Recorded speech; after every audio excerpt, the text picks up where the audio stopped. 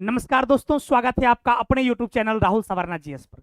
दोस्तों, बिहार के विभिन्न प्रतियोगी परीक्षा, चाहे बीपीएससी का एग्जाम हो, बीएसएससी का एग्जाम हो, बिहार दरोगा हो या बिहार पुलिस हो या बिहार के शिक्षक भर्ती की परीक्षा हो, हर एग्जाम में साइंस का एक बहुत बड़ा इंपॉर्टेंस है। और उसी इंपॉर्टेंस के लिए बिहार के एग्जाम में पूछे जाने वाले क्वेश्चन बैंक और लेटेस्ट क्वेश्चन जो साइंस से रिलेटेड है, चाहे वो एनसीईआरटी से रिलेटेड हो या सीईआरटी से, इन तमाम क्वेश्चन का कलेक्शन लेकर हम आपके सामने आए हैं। और उम्मीद करते हैं कि आप लोगों को ये सेशन बहुत ही अच्छा लगेगा। और अच्छा लगेगा तो आप सभी लोग इसको जरूर लाइक करेंगे, शेयर करेंगे, और नए होंगे तो चैनल को सब्सक्राइब कर लेंगे। चलते हम लोग देखते हैं, एक से एक बढ़कर प्रश्न होगा। प्रत्येक प्रश्न को अच्छी तरीका से हम लोग समझते हुए आगे की ओर बढ़ेंगे, ताकि आने वाले एग्जाम में इससे संबंधित सवाल पूछा जाए तो आपसे 100% बन जाए। और ये तमाम क्वेश्चन जो आपको दिख रहा है, यदि इसका आंसर आप जानते हैं तो कमेंट में जरूर अपना आंसर में जो है एबीसीडी जो भी आपको लगता है वो कमेंट की, यदि सही होगा तो बहुत ज्यादा कॉन्फिडेंस आपका बढ़ेगा, गलत होगा तो आप सीखेंगे। इसलिए आप सभी लोग कमेंट जरूर करेंगे कि किसका आंसर क्या है। कमेंट करने में पैसे नहीं लगते हैं बाबू, और आपका कॉन्फिडेंस बहुत ज्यादा बिल्ड होता है। इसलिए सभी लोग प्रत्येक क्वेश्चन का आंसर कमेंट बॉक्स में जरूर देंगे। देखिए, सबसे पहला प्रश्न कहता है कि निम्नलिखित में से कौन सा रोग, यानी किस बीमारी के बारे में पूछ रहा है, जो कि लिस्सैनिया नामक प्रोटोजोआ से होता है। तो गौर फरमाना, ध्यान लगाना, बोलता है कि लिस्सैनिया नामक प्रोटोजोआ से होता है, इस जीव के कारण होता है, प्रोटोजोआ से होता है। ऐसी कौन सी बीमारी है? तो आपका लिस्सैनिया, लिस्सैनिया नहीं होता बाबू, ये लिस्सैनिया होता है। इस लिस्सैनिया नामक प्रोटोजोआ से जो है ये आपको काला जार रोग होता है। ये काला कार लिखा हुआ बाबू, इसको काला जार कर लेंगे, यानी ये काला जार बीमारी जो है ये आपका लिस्सैनिया प्रोटोजोआ से होता है। देखिए, प्रोटोजोआ से होने वाली बीमारी की बात करेंगे, जैसे कि आपका सोने की बीमारी की बात किया जाएगा।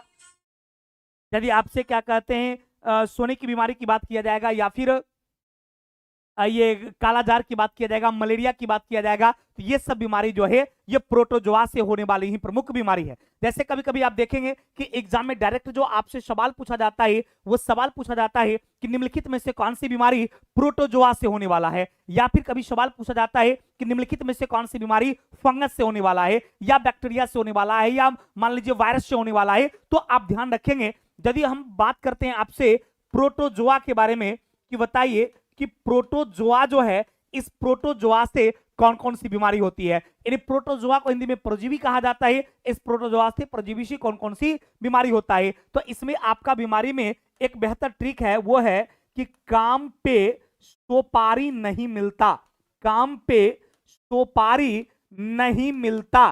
तो यहां आप देखेंगे कि इसी से रिलेटेड जो है बीमारियां यहां पर निकल जाएगी। जैसे का मतलब हो गया काला जार, यानी आपका काला जार बीमारी जो है ये किससे होती है? तो ध्यान रखेंगे मेरे दोस्त कि ये काला जार बीमारी जो है ये आपको मलेरिया, ये प्रोटोजोआ से होने वाली बीमारी में आता है।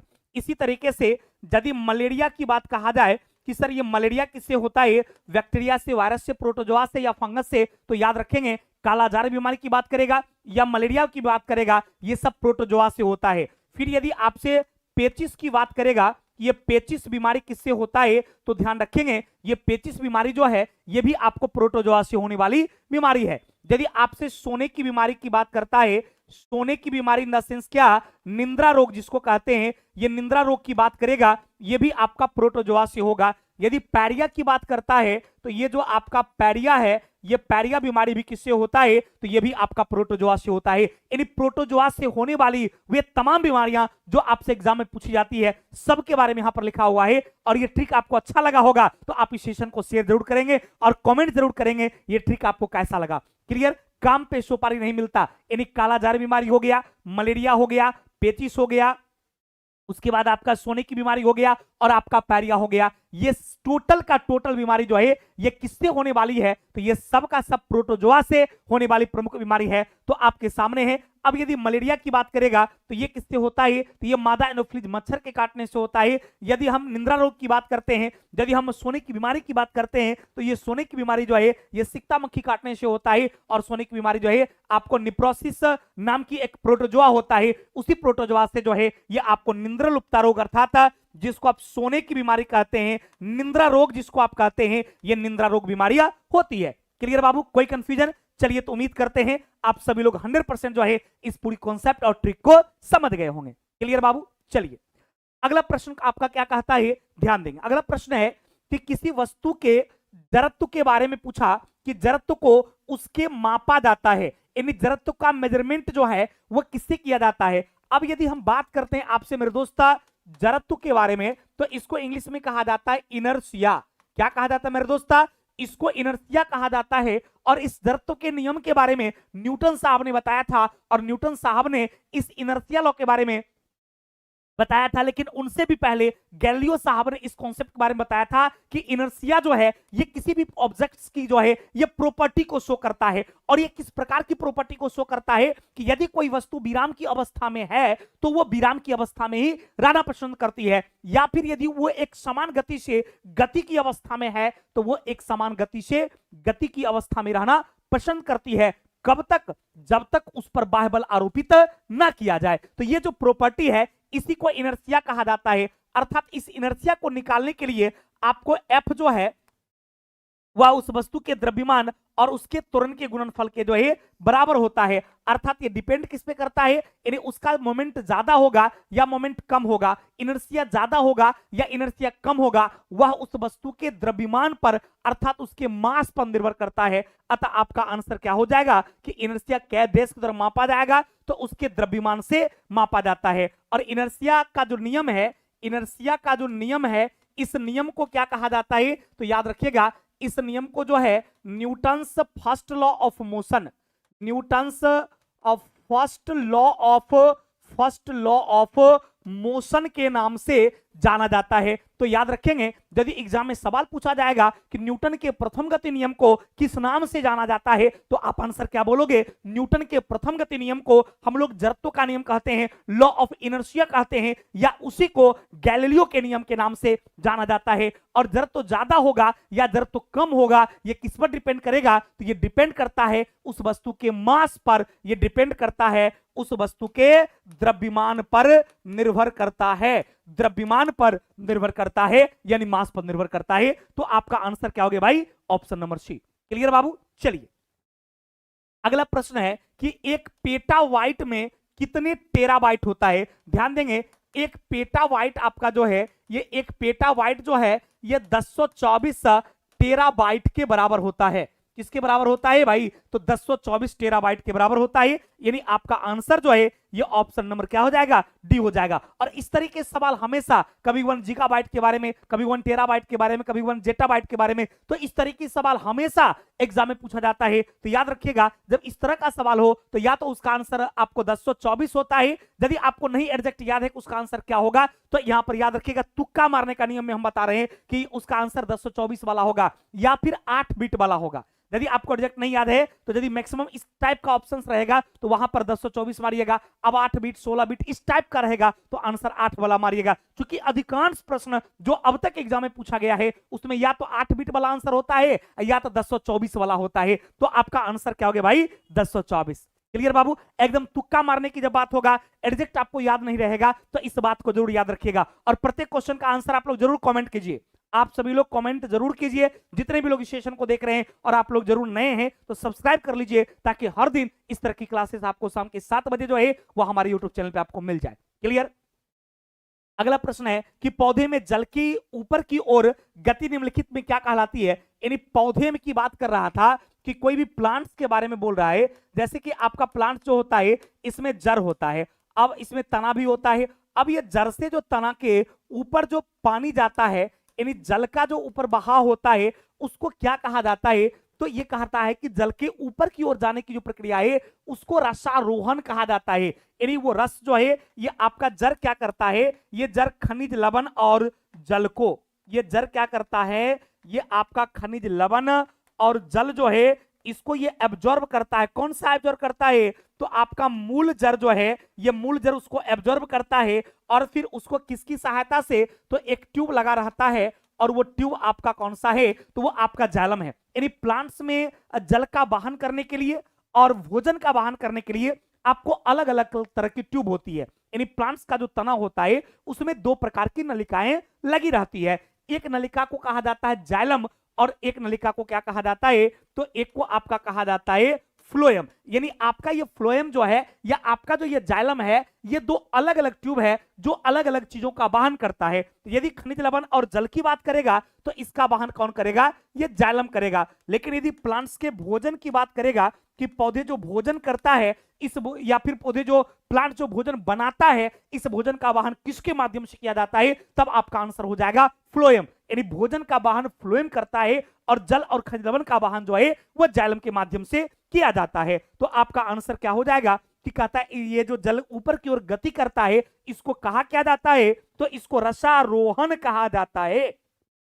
पक्का ना बाबू? क्या आंसर हो गया? रसारोहण कहा जाता है। यदि मैं वाष्पोत्सर्जन की बात करूं तो वाष्पोत्सर्जन का मतलब होता है कि प्लांट से जब पानी बाहर निकलता है, यानी आप खास करके सुबह के समय देखिएगा कि पौधे की पत्तियां जो है उसके नुकीले वाले भाग से क्या होता है? पानी बाहर निकलती है। तो पौधे से पानी जो बाहर निकलता है, पौधे से जल बाहर निकलता है, जल बाहर निकलता है तो इसको वाष्पोत्सर्जन कहा जाता है। और जल स्राव का मतलब क्या होता है? जल स्राव का भी मतलब वही होता है जल का स्रावित होना, अर्थात जल वहां से सेक्रेशन होना, जल वहां से बाहर निकलना। और वाष्पन का मतलब क्या होता है? जब पानी पर टेम्परेचर बढ़ता है तो पानी जो वाष्पीकृत होकर वाष्प में कन्वर्ट होता है तो वो आपका वाष्पन कहलाता है। क्लियर? तो पूरी कॉन्सेप्ट यहां से आपका क्लियर हो गया कि रसारोहण क्या है, जलस्राव क्या है, वाष्पन क्या है और वाष्पीकरण क्या है। क्लियर बाबू? चलिए अगला प्रश्न कहता है कि ताप बढ़ने से आपेक्षिक आर्द्रता अर्थात रिलेटिव ह्यूमिडिटी के बारे में बोला कि बताइए इससे रिलेटिव ह्यूमिडिटी जो है, आर्द्रता जो है, इस पर क्या प्रभाव पड़ेगा? तो याद रखिएगा जैसे जैसे टेम्परेचर बढ़ता जाएगा वैसे वैसे आर्द्रता भी बढ़ता जाता है और जैसे जैसे टेम्परेचर घटता जाता है वैसे वैसे आर्द्रता भी घटती चली जाती है। तो बोला कि तापमान बढ़ेगा तो आपेक्षिक आर्द्रता पर क्या प्रभाव पड़ेगा? तो आपेक्षिक आर्द्रता भी क्या होगा? आपको बढ़ेगा। यानी याद रखिएगा कि टेम्परेचर और ह्यूमिडिटी जो है इसमें डायरेक्टली प्रोपोर्शनल रिलेशन है। ह्यूमिडिटी और टेम्परेचर जो है इसमें आपका समानुपाती संबंध है। यानी तापमान बढ़ेगा तो आपको आर्द्रता भी बढ़ेगा और तापमान घटेगा तो आर्द्रता भी घटेगा। सीधा याद रखिएगा, कभी कभी क्वेश्चन पूछा जाता है, जैसे कि ये प्रीवियस ईयर का ही क्वेश्चन है, ये वेरी वेरी इंपॉर्टेंट क्वेश्चन है। तो इस तरीके में याद रखिएगा, जैसे यहां पर सवाल आपसे कहा था कि तापमान यदि बढ़ रहा है तो क्या होगा। हो सकता है आपके एग्जाम में मेरे दोस्त पूछा जाए, इस बात को नोट रखिएगा कि यदि तापमान घटा दिया जाए तो बताइए कि आपकी आर्द्रता पर यानी इन द सेंस आपेक्षिक आर्द्रता पर क्या प्रभाव पड़ेगा। तो याद रखिएगा तापमान बढ़ेगा तो आर्द्रता भी बढ़ेगा, तापमान घटेगा तो आर्द्रता भी घटेगा। तो आंसर था बढ़ने वाला, इसलिए होगा बढ़ेगा, रहता घटने वाला तो आंसर होता घटेगा। और तापमान पर कोई प्रभाव नहीं पड़ता है तो आपेक्षिक आर्द्रता अपरिवर्तित रहेगा। तीनों तरह के सवाल आपसे एग्जाम में पूछे जा सकते हैं। पक्का बाबू? चलिए एकदम आप लोग आंसर कमेंट कीजिए। आप सभी लोग जो भी इसको देख रहे हैं मेरे प्यारे दोस्त, आप आंसर जरूर कमेंट कीजिए। यदि गलत हो जाएगा तो कोई बात नहीं है, कॉन्फिडेंस तो बढ़ेगा, सीखेंगे आप। क्लियर? इसलिए कमेंट आंसर जरूर कीजिए। अगला है कि यदि किसी ऐनक के लेंसों की शक्ति जो है, पावर जो है, ये पावर के बारे में बोला कि पावर जो है ये आपको 2 डायोप्टर है तो बताइए इसकी फोकस दूरी क्या होगा। देखिए यहां पर आपको क्या ध्यान रखना है कि पावर और फोकस दूरी के बीच, यानी शक्ति और फोकस दूरी के बीच में जो है एक रिलेशन होता है। रिलेशन क्या होता है कि पावर जो है P बराबर 1/F, यानी यदि आपको पावर निकालना हो तो आप क्या करते हैं 1/F, यानी पावर फोकस दूरी का व्युत्क्रमानुपाती होता है। तो आपका फोकस दूरी क्या होगा? F के बराबर क्या हो जाएगा? 1/P हो जाएगा। क्लियर? अब ये होता किसमें है? तो आपका मीटर में, तो इसको सेंटीमीटर में कन्वर्ट कर लेंगे। तो अब यहां पावर दिया था तो आपका 1/2 क्या हो जाएगा? 2। ये चूंकि मीटर में होगा, सेंटीमीटर में 100 लिख देंगे और काट देंगे तो आपका आंसर कितना आ जाएगा भाई? 50 सेंटीमीटर आ जाएगा। है ऑप्शन में क्या भाई? ऑप्शन नंबर सी में है। तो आंसर भी क्या हो गया भाई? Option number C. देखिए कितना बेहतर क्वेश्चन था। और इस तरह के क्वेश्चन जब एग्जाम हॉल में पूछता है तो बच्चे काफी कंफ्यूज कर जाते हैं भाई कि आंसर क्या मारे। 1 कहीं दशमलव, इस संजोग से यहां पर 0.5 नहीं था, या यहां संजोग से यहां पर क्या कहते हैं ये 2 सेंटीमीटर दिया था। बहुत सारे बच्चे सोच लेंगे 2 सेंटीमीटर ही होगा, नहीं होगा। 100 सेंटीमीटर 2 से नहीं होगा। क्यों होगा 50 सेंटीमीटर? तो फॉर्मूला आपको पता है, यहां पर P बराबर फॉर्मूला 1/F या F बराबर होता 1/P। P बराबर 1/F या F बराबर 1/P। आप इस फॉर्मूला को अप्लाई करेंगे, आसानी से निकल जाएगा आपका 1/2। अब इसकी मीटर में होता है, सेंटीमीटर कन्वर्ट कर देंगे तो 100/2 यानी 50 सेंटीमीटर आपका आंसर निकल गया। क्लियर। यदि आपसे मान लिया जाए फोकस दूरी दिया रहा था, बताइए ये क्या बोलते हैं 20 सेंटीमीटर फोकस दूरी दे देगा और आपसे P पूछेगा, P बराबर क्या हो जाएगा 1/F हो जाएगा। तो यहां पर लिख देंगे 1 कितना 20। अब इसको 100 कर देंगे, आंसर कितना हो जाएगा 5 सेंटीमीटर हो जाएगा। इस तरीके से आपसे एग्जाम में सवाल पूछेगी, कभी पावर देगा फोकस दूरी पूछेगा, कभी फोकस दूरी देगा तो आपसे पावर पूछ देगा। तो यहां पर आपको पावर दिया था तो पूछा फोकस दूरी क्या होगा, तो आंसर हो गया 50 सेंटीमीटर। पूरी कॉन्सेप्ट क्लियर बाबू। ये पूरी कॉन्सेप्ट यदि आपका क्लियर हो गया तो एकदम लाइक बटन दबाने में कोताही आप लोग मत कीजिए मेरे दोस्त, और कमेंट भी कीजिए। यदि आपको ये सेशन अच्छा लगता है तो आप सभी लोग एक एक कमेंट भी कीजिएगा, तो ना जाने हमारी ये यूट्यूब आपका ये अपना चैनल जो है कितने सारे बच्चों के बीच चला जाएगा, क्योंकि आपका एक कमेंट, आपका एक ये लाइक जो है हजारों बच्चे तक हम हमारी वीडियो को पहुंचाने में मदद करेगा, इसलिए आप लोग ये जरूर कीजिए। क्लियर।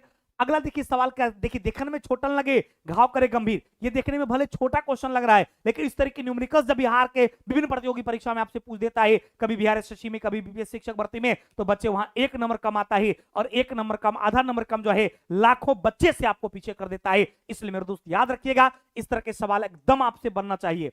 कहता है 100 वाट का एक बिजली का बल्ब है जो खर्च करता है कितना 10 घंटे पर जलता है, तो बताइए कितना यूनिट खर्च होगा। तो ध्यान रखेंगे कभी भी यदि यूनिट के बारे में पूछा जाएगा कि कितना यूनिट खपत होगा, तो इसमें याद रखिएगा total watt into total hour into total days into total रुपया बट्टे 1000। यानी क्वेश्चन में जितना डाटा दे देगा उस सब डाटा को गुना करके आप 1000 से भाग दे दीजिएगा।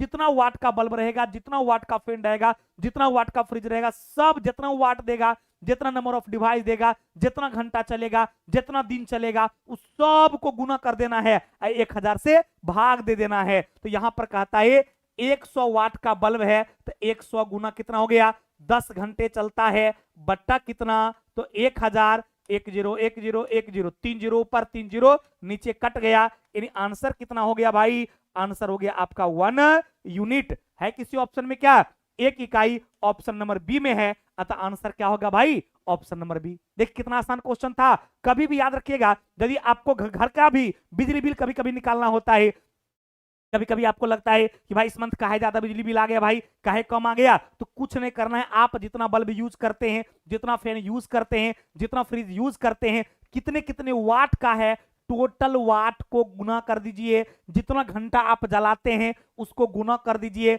जितना दिन का बिजली बिल निकालना हो उतना से गुना कर दीजिए, इन सब को गुना करके 1000 से भाग दे दीजिए, पट पट दीजिएगा, शॉर्ट शॉर्ट आपका आंसर आ जाएगा। जितना आएगा उतना यूनिट हो गया। अब रुपया निकालना है तो बिजली बिल पर यूनिट जो रुपया लेगा उस रुपया को नंबर ऑफ यूनिट से गुना करिएगा तो पैसा निकल जाएगा कि आपको बिजली बिल कितना देना है। पक्का ना बाबू। चलिए तो आपका आंसर कितना हो गया भाई, आपका 1 यूनिट हो गया। कोई कंफ्यूजन। चलिए अगला प्रश्न है कि भारी पानी वह पानी होता है। देखिए भारी जल का मतलब जानते क्या होता है, इसको इंग्लिश में कहा जाता है हैवी वाटर। अब ये हैवी वाटर किससे बनता है, तो ये हाइड्रोजन का जो दूसरा समस्थानिक है जिसको 1H2 कहा जाता है, इसको ही कहा जाता है ड्यूटेरियम। यानी हाइड्रोजन का जो दूसरा समस्थानिक है ड्यूटेरियम, इसी ड्यूटेरियम से जो है वो आपको क्या बनता है, तो इसी ड्यूटेरियम से आपके भारी जल का निर्माण होता है। और क्या बनता है, तो आपका ड्यूटेरियम ऑक्साइड बनता है। अतः क्वेश्चन था कि भारी जल वह पानी है जो हाइड्रोजन के आइसोटॉप से बनता है, ड्यूटेरियम से यह बनता है और इसका नाम है ड्यूटेरियम ऑक्साइड। अब ऑप्शन में कहता है कि जिसका तापमान 4 डिग्री पर स्थिर रहेगा, बिल्कुल गलत है। जिसका कैल्शियम और पोटेशियम से अभिलय होगा, बिल्कुल गलत है। जिसमें हाइड्रोजन का स्थान उसका आइसोटॉप लेगा, इसी को हैवी वाटर कहा जाता है। यानी आपका आंसर मेरे दोस्त क्या हो गया, ऑप्शन नंबर सी। एकदम कितना बेहतर सवाल था। आपने देखा कि भारी जल को इंग्लिश में हैवी वाटर कहते हैं, और ये बना जैसे हाइड्रोजन के 3 समस्थानिक होते हैं, 1H1 होता है, 1H2 होता है और 1H3 होता है। तो ये हाइड्रोजन के 3 जो समस्थानिक है इसी को इंग्लिश में आइसोटॉप, यानी आइसोटॉप का मतलब क्या हो गया, आइसोटॉप का मतलब हो गया समस्थानिक हो गया। क्लियर हो गया? तो यानी हाइड्रोजन के जो आइसोटॉप्स हैं, हाइड्रोजन के जो समस्थानिक हैं, इसी समस्थानिक से हैवी वाटर अर्थात भारी जल का निर्माण होता है, जिसका फॉर्मूला होता है D2O अर्थात ड्यूटेरियम ऑक्साइड को ही भारी जल कहा जाता है। हाइड्रोजन का जो पहला समस्थानिक है इसको कहा जाता है प्रोटियम, और इससे क्या बनता है? इससे बनता है H2O, यानी जिसको आप क्या कहते हैं? नॉर्मल वाटर कहते हैं, इससे निर्माण होता है। और तीसरा की बात किया जाए, ये आपका रेडियो एक्टिव होता है, रेडियो एक्टिव होता है, यानी हाइड्रोजन का जो तीसरा समस्थानिक है वो रेडियो एक्टिव होता है, रेडियो सक्रिय होता है। क्लियर बाबू? कोई कंफ्यूजन? चलिए, तो आपका आंसर हो गया ऑप्शन नंबर सी। क्लियर? अगला सवाल है कि स्त्रियों की तुलना में पुरुष अधिक वरदान होते प्रीत होते हैं, ऐसा क्यों होता है? क्योंकि स्त्रियों में सिर्फ और सिर्फ जो है एक्स क्रोमोसोम होता है, इसलिए वो कम इफेक्टिव होता है और पुरुष ज्यादा इफेक्टिव होते हैं, तो केवल एक्स क्रोमोसोम की वजह से। क्योंकि आपको पता होना चाहिए कि आपका सेक्स क्रोमोसोम की यदि बात किया जाए तो आपका जो सेक्स क्रोमोसोम है, ये सेक्स क्रोमोसोम मेल के लिए अलग होता है और फीमेल के लिए अलग होता है। यदि मेल और फीमेल की बात किया जाए सेक्स क्रोमोसोम में, तो मेल का जो सेक्स क्रोमोसोम होता है वो आपका एक्स और वाई होता है, और फीमेल का जो सेक्स क्रोमोसोम होता है वो आपका एक्स और एक्स होता है। क्लियर बाबू? चलिए, अगला प्रश्न, जल्दी आप लोग आंसर कमेंट कीजिएगा सभी लोग, कि HIV जो है वायरस का आकार कैसा होगा? HIV पता है क्या है? Human immuno deficiency virus. HIV जो है ह्यूमन इम्यूनो वायरस है, और ये किस बीमारी का लक्षण होता है? तो इससे एड्स बीमारी हो जाता है, यानी एक्वायर्ड इम्यूनो डिफिशियंसी सिंड्रोम बीमारी जो है ये एड्स बीमारी हो जाती है, जो काफी खतरनाक बीमारी है। और इसके स्ट्रक्चर की बात किया जाएगा तो इसका स्ट्रक्चर जो है वो आपका गोलाकार होता है। यदि इसके आकार की बात करेंगे तो इसका आकार जो है ये आकार बिल्कुल गोलाकार होता है। किसका? HIV वायरस का जो है आकार गोलाकार होता है। और इससे कौन बीमारी होती है? तो एड्स बीमारी होती है। और इसमें होता क्या है? तो ये आपकी बॉडी का ही एंटीबॉडी जो आपकी बॉडी का है, जो आप में रोग रोधी क्षमता को क्या करता है? बढ़ाने का काम करता है। उस रोग रोधी क्षमता को ही बढ़ाने वाले एंटीबॉडी को ही नष्ट कर देता है, जिससे विभिन्न तरह की अन्य बीमारियां भी बॉडी पर हावी हो जाती है। अतः एक खतरनाक बीमारी में एड्स है, और ये एक संक्रामक बीमारी है। याद रखिएगा, खतरनाक तो है ही, इसके अलावे यह एक संक्रामक बीमारी भी है। पक्का बाबू? चलिए, अगला प्रश्न है कि निम्नलिखित में से कौन सा पदार्थ विद्युतीय चुंबकीय बनाने के लिए सर्वाधिक उपयुक्त होता है? तो सबसे ज्यादा उपयुक्त जो है इसमें सॉफ्ट आयरन का होता है। यदि इलेक्ट्रोमैग्नेटिक बनाना है तो उसमें आप सॉफ्ट का यूज करते हैं, यानी उसमें लोहा जो यूज होता है वो आपको सॉफ्ट लोहा यूज होता है। लेकिन यदि अस्थाई मैग्नेट की बात करेगा, परमानेंट मैग्नेट की बात करेगा, अस्थाई चुंबक की बात करता है, तो याद रखिएगा अस्थाई चुंबक जो बनता है ये आपको स्टील का बनता है, अर्थात इस्पात का बनता है। यदि इलेक्ट्रोमैग्नेटिक की बात करेगा तो वो एक नॉर्मल लोहा का अर्थात सॉफ्ट लोहा का बनता है। लेकिन परमानेंट मैग्नेट की बात करेगा, अस्थाई चुंबक की बात करेगा, तो अस्थाई चुंबक जो है वो इस्पात का बना होता है, अर्थात स्टील का बना होता है।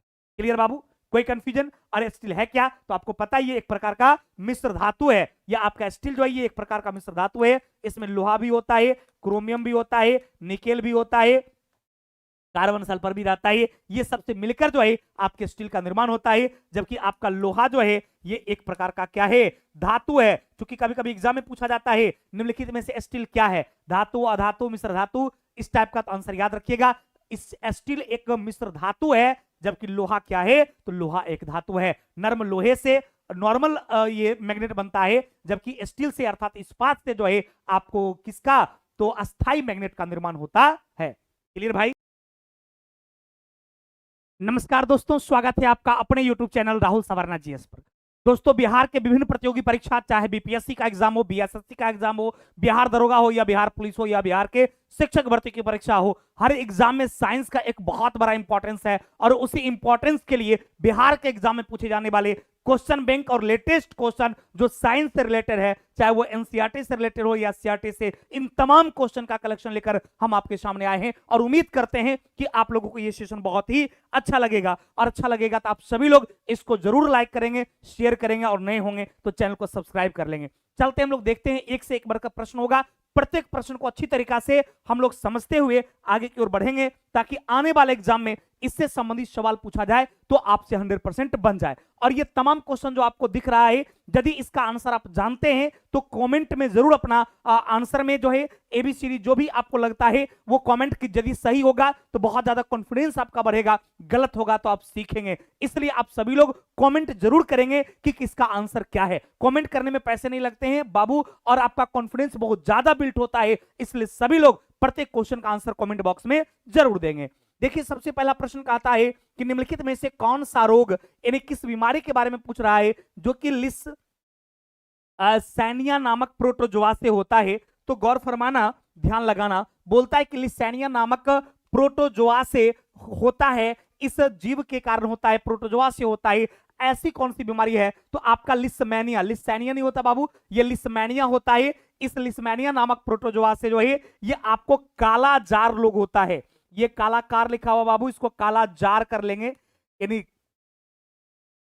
ये काला जार बीमारी जो है ये आपका लिस्सैनिया प्रोटोजोआ से होता है। देखिए प्रोटोजोआ से होने वाली बीमारी की बात करेंगे, जैसे कि आपका सोने की बीमारी की बात किया जाएगा, यदि आपसे क्या कहते हैं सोने की बीमारी की बात किया जाएगा, या फिर ये कालाजार की बात किया जाएगा, मलेरिया की बात किया जाएगा, तो ये सब बीमारी जो है ये प्रोटोजोआ से होने वाली ही प्रमुख बीमारी है। जैसे कभी कभी आप देखेंगे कि एग्जाम में डायरेक्ट जो आपसे सवाल पूछा जाता है वो सवाल पूछा जाता है कि निम्नलिखित में से कौन सी बीमारी प्रोटोजोआ से होने वाला है, या फिर कभी सवाल पूछा जाता है कि निम्नलिखित में से कौन सी बीमारी फंगस से होने वाला है, या बैक्टीरिया से होने वाला है, या मान लीजिए वायरस से होने वाला है। तो आप ध्यान रखेंगे, यदि हम बात करते हैं आपसे प्रोटोजोआ के बारे में कि बताइए कि प्रोटोजोआ जो है, इस प्रोटोजोआ से कौन कौन सी बीमारी होती है, यानी प्रोटोजोआ को हिंदी में परजीवी कहा जाता है, इस प्रोटोजोआ से परजीवी से कौन कौन सी बीमारी होता है। तो इसमें आपका बीमारी में एक बेहतर ट्रिक है, वो है कि काम पे सोपारी नहीं मिलता, काम पे सोपारी नहीं मिलता। तो यहां आप देखेंगे कि इसी से रिलेटेड जो है बीमारियां यहां पर निकल जाएगी। जैसे का मतलब हो गया काला जार, यानी आपका काला जार बीमारी जो है ये किससे होती है? तो ध्यान रखेंगे मेरे दोस्त कि ये काला जार बीमारी जो है ये आपको मलेरिया, ये प्रोटोजोआ से होने वाली बीमारी में आता है। इसी तरीके से यदि मलेरिया की बात कहा जाए कि सर ये मलेरिया किससे होता है, बैक्टीरिया से, वायरस से, प्रोटोजोआ से या फंगस से, तो याद रखेंगे कालाजार बीमारी की बात करेगा या मलेरिया की बात करेगा, ये सब प्रोटोजोआ से होता है। फिर यदि आपसे पेचिस की बात करेगा, ये पेचिस बीमारी किससे होता है, तो ध्यान रखेंगे ये पेचिस बीमारी जो है ये भी आपको प्रोटोजोआ से होने वाली बीमारी है। यदि आपसे सोने की बीमारी की बात करता है, सोने की बीमारी इन द सेंस क्या, निंद्रा रोग जिसको कहते हैं, ये निंद्रा रोग की बात करेगा, ये भी आपका प्रोटोजोआ से होगा। यदि पैरिया की बात करता है तो ये जो आपका पैरिया है, ये पैरिया बीमारी भी किससे होता है, तो ये भी आपका प्रोटोजोआ से होता है। यानी प्रोटोजोआ से होने वाली वे तमाम बीमारियां जो आपसे एग्जाम में पूछी जाती है सबके बारे में यहां पर लिखा हुआ है। और ये ट्रिक आपको अच्छा लगा होगा तो आप इस सेशन को शेयर जरूर करेंगे और कमेंट जरूर करेंगे ये ट्रिक आपको कैसा लगा। क्लियर? काम पे सोपारी नहीं मिलता, यानी कालाजार बीमारी हो गया, मलेरिया हो गया, पेचिस हो गया, उसके बाद आपका सोने की बीमारी हो गया और आपका पैरिया हो गया। ये टोटल का टोटल बीमारी जो है ये किससे होने वाली है, तो ये सब का सब प्रोटोजोआ से होने वाली प्रमुख बीमारी है। तो आपके सामने है। अब यदि मलेरिया की बात करेगा तो ये किससे होता है, तो ये मादा एनोफ्लिज मच्छर के काटने से होता है। यदि हम निंद्रा रोग की बात करते हैं, यदि हम सोने की बीमारी की बात करते हैं, तो ये सोने की बीमारी जो है ये सिक्ता मक्खी काटने से होता है। और सोने की बीमारी जो है आपको निप्रोसिस नाम की एक प्रोटोजोआ होता है, उसी प्रोटोजोआ से जो है ये आपको निंद्रा लुप्ता रोग अर्थात जिसको आप सोने की बीमारी कहते हैं, निंद्रा रोग जिसको आप कहते हैं, ये निंद्रा रोग बीमारियां होती है। क्लियर बाबू? कोई कंफ्यूजन? चलिए तो उम्मीद करते हैं आप सभी लोग 100% जो है इस पूरी कॉन्सेप्ट और ट्रिक को समझ गए होंगे। क्लियर बाबू? चलिए अगला प्रश्न आपका क्या कहता है, ध्यान देंगे। अगला प्रश्न है कि किसी वस्तु के जड़त्व के बारे में पूछा कि जड़त्व को उसके मापा जाता है, यानी जड़त्व का मेजरमेंट जो है वो किससे किया जाता है। अब यदि हम बात करते हैं आपसे मेरे दोस्त जड़त्व के बारे में, तो इसको इंग्लिश में कहा जाता है इनर्शिया। क्या कहा जाता है मेरे दोस्त? इसको इनर्शिया कहा जाता है। और इस जड़त्व के नियम के बारे में न्यूटन साहब ने बताया था, और न्यूटन साहब ने इस इनर्शिया लॉ के बारे में बताया था, लेकिन उनसे भी पहले गैलीलियो साहब ने इस कॉन्सेप्ट के बारे में बताया था कि इनर्शिया जो है ये किसी भी ऑब्जेक्ट्स की जो है ये प्रॉपर्टी को शो करता है। और ये किस प्रकार की प्रॉपर्टी को शो करता है कि यदि कोई वस्तु विराम की अवस्था में है तो वो विराम की अवस्था में ही रहना पसंद करती है, या फिर यदि वो एक समान गति से गति की अवस्था में है तो वो एक समान गति से गति की अवस्था में रहना पसंद करती है। कब तक? जब तक उस पर बाह्य बल आरोपित ना किया जाए। तो ये जो प्रॉपर्टी है इसी को इनर्शिया कहा जाता है। अर्थात इस इनर्शिया को निकालने के लिए आपको एफ जो है वह उस वस्तु के द्रव्यमान और उसके त्वरण के गुणनफल के जो है बराबर होता है। अर्थात ये डिपेंड किस पे करता है, यानी उसका मोमेंट ज्यादा होगा या मोमेंट कम होगा, इनर्शिया ज्यादा होगा या इनर्शिया कम होगा, वह उस वस्तु के द्रव्यमान पर अर्थात उसके मास पर निर्भर करता है। अतः आपका आंसर क्या हो जाएगा कि इनर्शिया कै देश के द्वारा मापा जाएगा तो उसके द्रव्यमान से मापा जाता है। और इनर्शिया का जो नियम है, इनर्शिया का जो नियम है, इस नियम को क्या कहा जाता है तो याद रखिएगा, इस नियम को जो है Newton's first law of motion, Newton's first law of motion के नाम से जाना जाता है। तो याद रखेंगे यदि एग्जाम में सवाल पूछा जाएगा कि न्यूटन के प्रथम गति नियम को किस नाम से जाना जाता है तो आप आंसर क्या बोलोगे? न्यूटन के प्रथम गति नियम को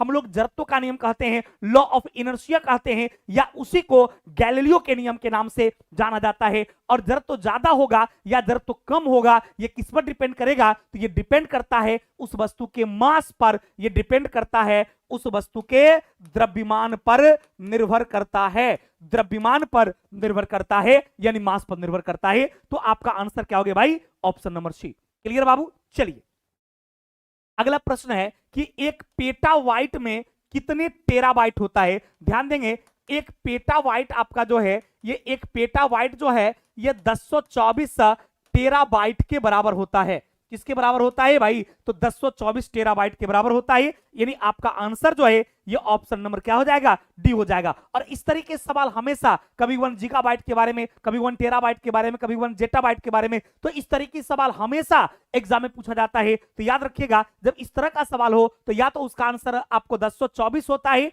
यदि आपको नहीं एग्जैक्ट याद है कि उसका आंसर क्या होगा तो यहां पर याद रखिएगा तुक्का मारने का नियम में हम बता रहे हैं कि उसका आंसर 1024 वाला होगा या फिर 8 बिट वाला होगा। यदि आपको एग्जैक्ट नहीं याद है तो यदि मैक्सिमम इस टाइप का ऑप्शन रहेगा तो वहां पर 1024 मारिएगा, अब 8 बिट 16 बिट इस टाइप का रहेगा तो आंसर 8 वाला मारिएगा। क्योंकि अधिकांश प्रश्न जो अब तक एग्जाम में पूछा गया है उसमें या तो 8 बिट वाला आंसर होता है या तो 1024 वाला होता है। तो आपका आंसर क्या हो गया भाई? 1024। क्लियर बाबू? एकदम तुक्का मारने की जब बात होगा, एग्जैक्ट आपको याद नहीं रहेगा तो इस बात को जरूर याद रखिएगा। और प्रत्येक क्वेश्चन का आंसर आप लोग जरूर कमेंट कीजिए, आप सभी लोग कमेंट जरूर कीजिए, जितने भी लोग इस सेशन को देख रहे हैं। और आप लोग जरूर नए हैं तो सब्सक्राइब कर लीजिए ताकि हर दिन इस तरह की क्लासेस आपको शाम के 7 बजे जो है वो हमारे यूट्यूब चैनल पे आपको मिल जाए। क्लियर?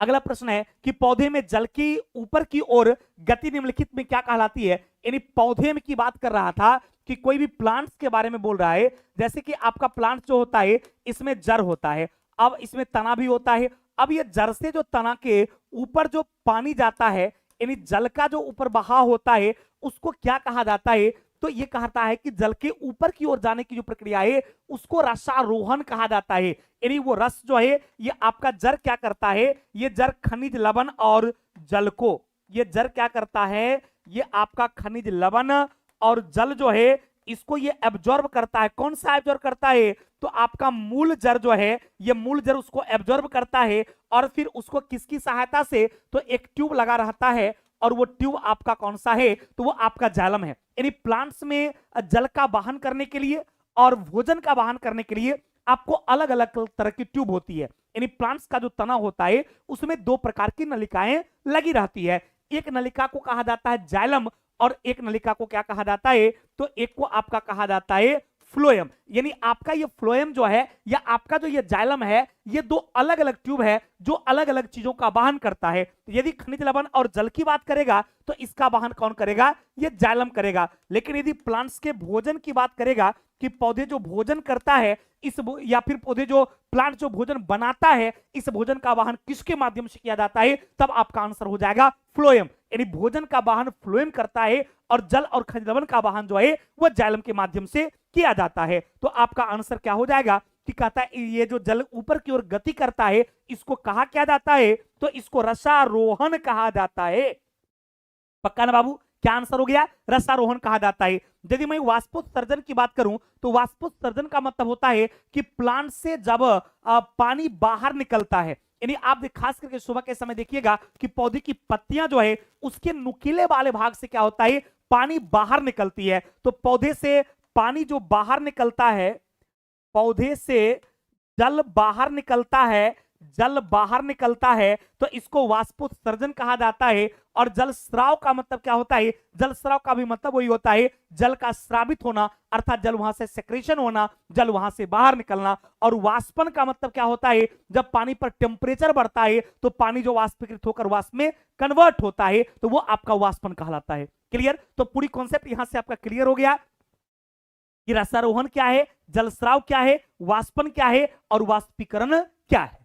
क्लियर बाबू, चलिए अगला प्रश्न कहता है कि ताप बढ़ने से आपेक्षिक आर्द्रता अर्थात रिलेटिव ह्यूमिडिटी के बारे में बोला कि बताइए इससे रिलेटिव ह्यूमिडिटी जो है, आर्द्रता जो है, इस पर क्या प्रभाव पड़ेगा। तो याद रखिएगा जैसे जैसे टेम्परेचर बढ़ता जाएगा वैसे वैसे आर्द्रता भी बढ़ता जाता है, और जैसे जैसे टेम्परेचर घटता जाता है वैसे वैसे आर्द्रता भी घटती चली जाती है। तो बोला कि तापमान बढ़ेगा तो आपेक्षिक आर्द्रता पर क्या प्रभाव पड़ेगा, तो आपेक्षिक आर्द्रता भी क्या होगा, आपको बढ़ेगा। यानी याद रखिएगा कि टेम्परेचर और ह्यूमिडिटी जो है इसमें डायरेक्टली प्रोपोर्शनल रिलेशन है। ह्यूमिडिटी और टेम्परेचर जो है इसमें आपका समानुपाती संबंध है। यानी तापमान बढ़ेगा तो आपको आर्द्रता भी बढ़ेगा और तापमान घटेगा तो आर्द्रता भी घटेगा। सीधा याद रखिएगा, कभी कभी क्वेश्चन पूछा जाता है, जैसे कि ये प्रीवियस ईयर का ही क्वेश्चन है, ये वेरी वेरी इंपॉर्टेंट क्वेश्चन है, तो इस तरीके में याद रखिएगा। जैसे यहां पर सवाल आपसे कहा था कि तापमान यदि बढ़ रहा है तो क्या होगा, हो सकता है आपके एग्जाम में मेरे दोस्त पूछा जाए, इस बात को नोट रखिएगा। यदि तापमान घटा दिया जाए तो बताइए कि आपकी आर्द्रता पर, यानी इन द सेंस आपेक्षिक आर्द्रता पर क्या प्रभाव पड़ेगा। तो याद रखिएगा तापमान बढ़ेगा तो आर्द्रता भी बढ़ेगा, तापमान घटेगा तो आर्द्रता भी घटेगा। तो आंसर था बढ़ने वाला, इसलिए होगा बढ़ेगा, रहता घटने वाला तो आंसर होता घटेगा। और तापमान पर कोई प्रभाव नहीं पड़ता है तो अपेक्षिक आर्द्रता अपरिवर्तित रहेगा। तीनों तरह के सवाल आपसे एग्जाम में पूछे जा सकते हैं। पक्का बाबू, चलिए एकदम आप लोग आंसर कमेंट कीजिए। आप सभी लोग जो भी इसको देख रहे हैं मेरे प्यारे दोस्त, आप आंसर जरूर कमेंट कीजिए। यदि गलत हो जाएगा तो कोई बात नहीं है, कॉन्फिडेंस तो बढ़ेगा, सीखेंगे आप। क्लियर, इसलिए कमेंट आंसर जरूर कीजिए। अगला है कि यदि किसी ऐनक के लेंसों की शक्ति जो है, पावर जो है, ये पावर के बारे में बोला कि पावर जो है ये आपको 2 डायोप्टर है, तो बताइए इसकी फोकस दूरी क्या होगा। देखिए यहां पर आपको क्या ध्यान रखना है कि पावर और फोकस दूरी के बीच, यानी शक्ति और फोकस दूरी के बीच में जो है एक रिलेशन होता है। रिलेशन क्या होता है कि पावर जो है P बराबर 1/F, यानी यदि आपको पावर निकालना हो तो आप क्या करते हैं 1/F, यानी पावर फोकस दूरी का व्युत्क्रमानुपाती होता है। तो आपका फोकस दूरी क्या होगा, F के बराबर क्या हो जाएगा, 1/P हो जाएगा। क्लियर, अब ये होता किसमें है, तो आपका मीटर में, तो इसको सेंटीमीटर में कन्वर्ट कर लेंगे। तो अब यहां पावर दिया था तो आपका 1/, क्या हो जाएगा 2, ये चूंकि मीटर में होगा सेंटीमीटर में 100 लिख देंगे और काट देंगे तो आपका आंसर कितना आ जाएगा भाई, 50 सेंटीमीटर आ जाएगा। है ऑप्शन में क्या भाई, ऑप्शन नंबर सी में है, तो आंसर भी क्या हो गया भाई, ऑप्शन नंबर सी। देखिए कितना बेहतर क्वेश्चन था। और इस तरह के क्वेश्चन जब एग्जाम हॉल में पूछता है तो बच्चे काफी कंफ्यूज कर जाते हैं भाई कि आंसर क्या मारे, 1 कहीं दशमलव, इस संजोग से यहां पर 0.5 नहीं था, या यहां संजोग से यहां पर क्या कहते हैं ये 2 सेंटीमीटर दिया था। बहुत सारे बच्चे सोच लेंगे 2 सेंटीमीटर ही होगा, नहीं होगा, 100 सेंटीमीटर 2 से नहीं होगा, क्यों होगा 50 सेंटीमीटर। तो फॉर्मूला आपको पता है, यहां पर P बराबर फॉर्मूला 1/F या F बराबर होता 1/P, P बराबर 1/F या F बराबर 1/P। आप इस फॉर्मूला को अप्लाई करेंगे आसानी से निकल जाएगा आपका 1/2। अब इसकी मीटर में होता है, सेंटीमीटर कन्वर्ट कर देंगे तो 100/2 यानी 50 सेंटीमीटर आपका आंसर निकल गया। क्लियर, यदि आपसे मान लिया जाए फोकस दूरी दिया रहा था, बताइए ये क्या बोलते हैं 20 सेंटीमीटर फोकस दूरी दे देगा और आपसे P पूछेगा, P बराबर क्या हो जाएगा 1/F हो जाएगा। तो यहां पर लिख देंगे 1/ कितना 20, अब इसको 100 कर देंगे, आंसर कितना हो जाएगा 5 सेंटीमीटर हो जाएगा। इस तरीके से आपसे एग्जाम में सवाल पूछेगी, कभी पावर देगा फोकस दूरी पूछेगा, कभी फोकस दूरी देगा तो आपसे पावर पूछ देगा। तो यहां पर आपको पावर दिया था तो पूछा फोकल दूरी क्या होगा, तो आंसर हो गया 50 सेंटीमीटर। पूरी कॉन्सेप्ट क्लियर बाबू? ये पूरी कॉन्सेप्ट यदि आपका क्लियर हो गया तो एकदम लाइक बटन दबाने में कोताही आप लोग मत कीजिए मेरे दोस्त, और कमेंट भी कीजिए। यदि आपको ये सेशन अच्छा लगता है तो आप सभी लोग एक एक कमेंट भी कीजिएगा, तो ना जाने हमारी ये यूट्यूब आपका ये अपना चैनल जो है कितने सारे बच्चों के बीच चला जाएगा, क्योंकि आपका एक कमेंट, आपका एक ये लाइक जो है हजारों बच्चे तक हम हमारी वीडियो को पहुंचाने में मदद करेगा, इसलिए आप लोग ये जरूर कीजिए। क्लियर? अगला देखिए सवाल क्या, देखिए देखने में छोटा लगे घाव करे गंभीर, ये देखने में भले छोटा क्वेश्चन लग रहा है, लेकिन इस तरह की न्यूमेरिकल्स जब बिहार के विभिन्न प्रतियोगी परीक्षा में आपसे पूछ देता है, कभी बिहार एसएससी में, कभी बीपीएस शिक्षक भर्ती में, तो बच्चे वहां 1 नंबर कम आता है, और 1 नंबर कम, आधा नंबर कम जो है लाखों बच्चे से आपको पीछे कर देता है। इसलिए मेरे दोस्त याद रखिएगा, इस तरह के सवाल एकदम आपसे बनना चाहिए।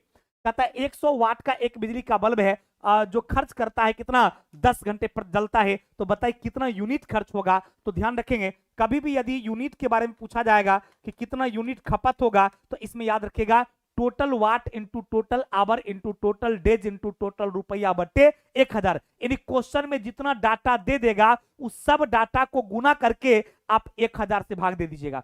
जितना वाट का बल्ब रहेगा, जितना वाट का फैन रहेगा, जितना वाट का फ्रिज रहेगा, सब जितना वाट देगा, जितना नंबर ऑफ डिवाइस देगा, जितना घंटा चलेगा, जितना दिन चलेगा, उस सब को गुना कर देना है, 1000 से भाग दे देना है। तो यहां पर कहता है 100 वाट का बल्ब है, तो 100 गुना कितना हो गया, 10 घंटे चलता है, बट्टा कितना, तो 1000, 10 10 10 3 जीरो ऊपर 3 जीरो नीचे कट गया, यानी आंसर कितना हो गया भाई, आंसर हो गया आपका 1 यूनिट। है किसी ऑप्शन में क्या, 1 इकाई, ऑप्शन नंबर बी में है, अतः आंसर क्या होगा भाई, ऑप्शन नंबर बी। देख कितना आसान क्वेश्चन था। कभी भी याद रखिएगा, यदि आपको घर का भी बिजली बिल कभी कभी निकालना होता है, कभी कभी आपको लगता है कि भाई इस मंथ काहे ज्यादा बिजली बिल आ गया, भाई काहे कम आ गया, तो कुछ नहीं करना है, आप जितना बल्ब यूज करते हैं, जितना फैन यूज करते हैं, जितना फ्रिज यूज करते हैं, कितने कितने वाट का है, टोटल वाट को गुना कर दीजिए, जितना घंटा आप जलाते हैं उसको गुना कर दीजिए, जितना दिन का बिजली बिल निकालना हो उतना से गुना कर दीजिए, इन सब को गुना करके 1000 से भाग दे दीजिए, पट पट दीजिएगा, शॉर्ट शॉर्ट आपका आंसर आ जाएगा। जितना आएगा उतना यूनिट हो गया। अब रुपया निकालना है, तो बिजली बिल पर यूनिट जो रुपया लेगा उस रुपया को नंबर ऑफ यूनिट से गुना करिएगा, तो पैसा निकल जाएगा कि आपको बिजली बिल कितना देना है। पक्का ना बाबू? चलिए, तो आपका आंसर कितना हो गया भाई, आपका 1 यूनिट हो गया। कोई कंफ्यूजन? चलिए अगला प्रश्न है कि भारी पानी वह पानी होता है, देखिए भारी जल का मतलब जानते क्या होता है, इसको इंग्लिश में कहा जाता है हैवी वाटर। अब ये हैवी वाटर किससे बनता है, तो ये हाइड्रोजन का जो दूसरा समस्थानिक है जिसको 1H2 कहा जाता है, इसको ही कहा जाता है ड्यूटेरियम। यानी हाइड्रोजन का जो दूसरा समस्थानिक है ड्यूटेरियम, इसी ड्यूटेरियम से जो है वो आपको क्या बनता है, तो इसी ड्यूटेरियम से आपके भारी जल का निर्माण होता है। और क्या बनता है, तो आपका ड्यूटेरियम ऑक्साइड बनता है। अतः क्वेश्चन था कि भारी जल वह पानी है जो हाइड्रोजन के आइसोटॉप से बनता है, ड्यूटेरियम से यह बनता है और इसका नाम है ड्यूटेरियम ऑक्साइड। अब ऑप्शन में कहता है कि जिसका तापमान 4 डिग्री पर स्थिर रहेगा, बिल्कुल गलत है। जिसका कैल्शियम और पोटेशियम से अभिलय होगा, बिल्कुल गलत है। जिसमें हाइड्रोजन का स्थान उसका आइसोटॉप लेगा, इसी को हैवी वाटर कहा जाता है। यानी आपका आंसर मेरे दोस्त क्या हो गया, ऑप्शन नंबर सी। एकदम कितना बेहतर सवाल था, आपने देखा कि भारी जल को इंग्लिश में हैवी वाटर कहते हैं, और ये बना जैसे हाइड्रोजन के 3 समस्थानिक होते हैं, 1H1 होता है, 1H2 होता है और 1H3 होता है। तो ये हाइड्रोजन के 3 जो समस्थानिक है, इसी को इंग्लिश में आइसोटॉप, यानी आइसोटॉप का मतलब क्या हो गया, आइसोटॉप का मतलब हो गया समस्थानिक हो गया। क्लियर हो गया? तो यानी हाइड्रोजन के जो आइसोटॉप्स हैं, हाइड्रोजन के जो समस्थानिक हैं, इसी समस्थानिक से हैवी वाटर अर्थात भारी जल का निर्माण होता है, जिसका फॉर्मूला होता है D2O अर्थात ड्यूटेरियम ऑक्साइड को ही भारी जल कहा जाता है। हाइड्रोजन का जो पहला समस्थानिक है इसको कहा जाता है प्रोटियम, और इससे क्या बनता है, इससे बनता है H2O, यानी जिसको आप क्या कहते हैं, नॉर्मल वाटर कहते हैं, इससे निर्माण होता है। और तीसरा की बात किया जाए, ये आपका रेडियो एक्टिव होता है, रेडियो एक्टिव होता है, यानी हाइड्रोजन का जो तीसरा समस्थानिक है वो रेडियो एक्टिव होता है, रेडियो सक्रिय होता है। क्लियर बाबू? कोई कंफ्यूजन? चलिए, तो आपका आंसर हो गया ऑप्शन नंबर सी। क्लियर? अगला सवाल है कि स्त्रियों की तुलना में पुरुष अधिक वरदान होते प्रीत होते हैं, ऐसा क्यों होता है? क्योंकि स्त्रियों में सिर्फ और सिर्फ जो है एक्स क्रोमोसोम होता है, इसलिए वो कम इफेक्टिव होता है और पुरुष ज्यादा इफेक्टिव होते हैं, तो केवल एक्स क्रोमोसोम की वजह से। क्योंकि आपको पता होना चाहिए कि आपका सेक्स क्रोमोसोम की यदि बात किया जाए तो आपका जो सेक्स क्रोमोसोम है, ये सेक्स क्रोमोसोम मेल के लिए अलग होता है और फीमेल के लिए अलग होता है। यदि मेल और फीमेल की बात किया जाए सेक्स क्रोमोसोम में, तो मेल का जो सेक्स क्रोमोसोम होता है वो आपका एक्स और वाई होता है, और फीमेल का जो सेक्स क्रोमोसोम होता है वो आपका एक्स और एक्स होता है। क्लियर बाबू? चलिए अगला प्रश्न, जल्दी आप लोग आंसर कमेंट कीजिएगा सभी लोग, कि एचआईवी जो है वायरस का आकार कैसा होगा? एचआईवी पता है क्या है? Human immuno deficiency virus. HIV जो है ह्यूमन इम्यूनो वायरस है, और ये किस बीमारी का लक्षण होता है? तो इससे एड्स बीमारी हो जाता है। एक्वायर्ड इम्यूनो डिफिशियंसी सिंड्रोम बीमारी जो है ये एड्स बीमारी हो जाती है, जो काफी खतरनाक बीमारी है। और इसके स्ट्रक्चर की बात किया जाएगा तो इसका स्ट्रक्चर जो है वो आपका गोलाकार होता है। यदि इसके आकार की बात करेंगे तो इसका आकार जो है ये आकार बिल्कुल गोलाकार होता है। किसका? एचआईवी वायरस का जो है आकार गोलाकार होता है। और इससे कौन बीमारी होती है? तो एड्स बीमारी होती है। और इसमें होता क्या है? तो ये आपकी बॉडी का ही एंटीबॉडी जो आपकी बॉडी का है, जो आप में रोगरोधी क्षमता को क्या करता है? बढ़ाने का काम करता है। उस रोगरोधी क्षमता को ही बढ़ाने वाले एंटीबॉडी को ही नष्ट कर देता है, जिससे विभिन्न तरह की अन्य बीमारियां भी बॉडी पर हावी हो जाती है। अतः एक खतरनाक बीमारी में एड्स है, और ये एक संक्रामक बीमारी है। याद रखिएगा, खतरनाक तो है ही, इसके अलावे यह एक संक्रामक बीमारी भी है। पक्का बाबू? चलिए अगला प्रश्न है कि निम्नलिखित में से कौन सा पदार्थ विद्युतीय चुंबकीय बनाने के लिए सर्वाधिक उपयुक्त होता है? तो सबसे ज्यादा उपयुक्त जो है इसमें सॉफ्ट आयरन का होता है। यदि इलेक्ट्रोमैग्नेटिक बनाना है तो उसमें आप सॉफ्ट का यूज करते हैं, यानी उसमें लोहा जो यूज होता है वो आपको सॉफ्ट लोहा यूज होता है। लेकिन यदि अस्थाई मैग्नेट की बात करेगा, परमानेंट मैग्नेट की बात करेगा, अस्थाई चुंबक की बात करता है, तो याद रखिएगा अस्थाई चुंबक जो बनता है ये आपको स्टील का बनता है, अर्थात इस्पात का बनता है। यदि इलेक्ट्रोमैग्नेटिक की बात करेगा तो वो एक नॉर्मल लोहा का अर्थात सॉफ्ट लोहा का बनता है। लेकिन परमानेंट मैग्नेट की बात करेगा, अस्थाई चुंबक की बात करेगा, तो अस्थाई चुंबक जो है वो इस्पात का बना होता है, अर्थात स्टील का बना होता है। क्लियर बाबू? कोई कंफ्यूजन? अरे स्टील है क्या? तो आपको पता है ये एक प्रकार का मिश्र धातु है। या आपका स्टील जो है ये एक प्रकार का मिश्र धातु है। इसमें लोहा भी होता है, क्रोमियम भी होता है, निकेल भी होता है, कार्बन सल्फर भी रहता है। ये सबसे मिलकर जो है आपके स्टील का निर्माण होता है। जबकि आपका लोहा जो है ये एक प्रकार का क्या है? धातु है। क्योंकि कभी कभी एग्जाम में पूछा जाता है निम्नलिखित में से स्टील क्या है? धातु, अधातु, मिश्र धातु, इस टाइप का तो आंसर याद रखिएगा। इस स्टील एक मिश्र धातु है, जबकि लोहा क्या है? तो लोहा एक धातु है। नर्म लोहे से नॉर्मल ये मैग्नेट बनता है, जबकि स्टील से अर्थात इस्पात से जो है आपको किसका? तो अस्थाई मैग्नेट का निर्माण होता है। क्लियर भाई? नमस्कार दोस्तों, स्वागत है आपका अपने YouTube चैनल राहुल सवान्ना जीएस पर। दोस्तों बिहार एग्जाम के लिए, बिहार की विभिन्न प्रतियोगी परीक्षा के लिए साइंस का जो बेहतर कलेक्शन लेकर हम आते हैं हर दिन, तो आज भी हम आ चुके हैं। आप जल्दी जल्दी इस वीडियोज को सभी लोग शेयर कर दीजिए और लगातार एक एक प्रश्न को अच्छे से देखते जाइए। आज हम इसके पार्ट 5 पर है। जो इससे पहले का वीडियो जो नहीं देखे हैं, पार्ट 1, पार्ट 2, पार्ट 3, पार्ट 4, ये सारे वीडियोज को आप लोग जरूर देख लेंगे। और प्रत्येक प्रश्न जो इसका होता है वो प्रीवियस ईयर का क्वेश्चन होता है और मॉडरेट क्वेश्चन होता है, जो आपके आने वाले एग्जाम में आपको बहुत ज्यादा सपोर्ट करती है। तो आइए मेरे दोस्त देखते हैं। सबसे पहला सवाल जो यहां से आया है वो सवाल क्या है, तो आप गौर करेंगे। वो सवाल आपका है कि जल का जब हिमीकरण होता है अर्थात फ्रीजिंग होता है, तो फ्रीजिंग होने पर इसके टेम्परेचर पर अर्थात उसके तापमान पर क्या प्रभाव पड़ता है। अब आपके सामने ऑप्शंस है कि तापमान घटता है, तापमान अपरिवर्तित रहता है, बढ़ता है, घटता है और बढ़ता है। तो आपको जो लगता है आप जरूर कमेंट करें। हम सब दिन बोलते हैं मेरे दोस्त कि यदि आप क्वेश्चन को देखते हैं और आपके सामने ऑप्शंस है और आपको लगता है कि आंसर ये होना चाहिए, तो आपको कमेंट करनी चाहिए। या तो सही होगा या तो गलत होगा। गलत होगा तो आप सीखेंगे और सही होगा तो आपका कॉन्फिडेंस बढ़ेगा। इसलिए प्रत्येक प्रश्न का आंसर जो है आप लोग कमेंट में जरूर दिया कीजिए और कमेंट में देना चाहिए आपको। तो सभी लोग कमेंट जरूर करेंगे इसका आंसर क्या होगा। तब तक मैं इसकी कॉन्सेप्ट आपको बताता हूं। जल के हिमीकरण की यदि मेरे दोस्त बात करता है तो जल का फ्रीजिंग जो होता है, हिमीकरण का मतलब क्या हो गया? हिमीकरण का मतलब हो गया फ्रीजिंग। यानी जमना जिसको आप कहते हैं। तो यहां पर सवाल है कि जल के हिमीकरण होने पर उसके टेम्परेचर पर क्या प्रभाव पड़ता है। तो जल का जो फ्रीजिंग होता है, वो जल का फ्रीजिंग पॉइंट होता कितना है, तो जल का फ्रीजिंग पॉइंट जो है वो आपका 0 डिग्री सेल्सियस होता है। यदि हम जल के फ्रीजिंग पॉइंट की आपसे बात करते हैं तो जल का जो फ्रीजिंग पॉइंट है वो आपका 0 डिग्री सेल्सियस होता है। यदि बर्फ के मेल्टिंग पॉइंट की बात करेंगे तो बर्फ का जो मेल्टिंग पॉइंट होता है वो भी आपका 0 डिग्री सेल्सियस ही होता है। तो इस तरीके से यदि मैं आपसे बात करूं इसके फ्रीजिंग पॉइंट और मेल्टिंग पॉइंट के रिलेशन में, तो आपका आंसर यहां पर 0 डिग्री सेल्सियस आता है।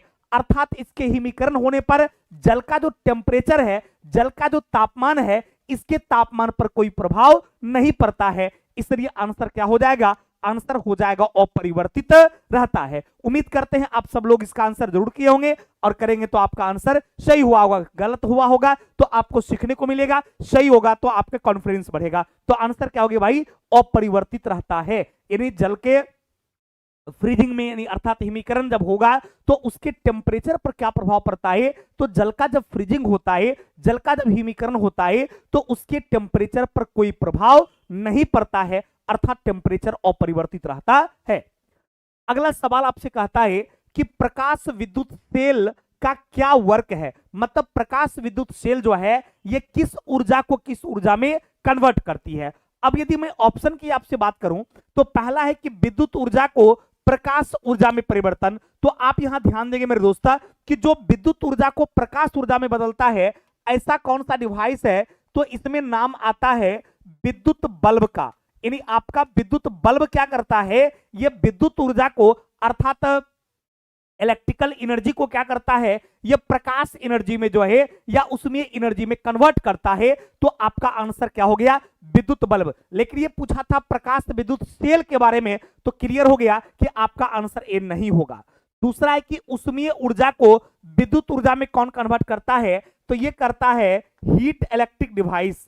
हीट इलेक्ट्रिक डिवाइस जो है एक डिवाइस है जो कि आपको उसमें ऊर्जा को विद्युत ऊर्जा में कन्वर्ट करता है, तो ये भी आंसर नहीं होगा।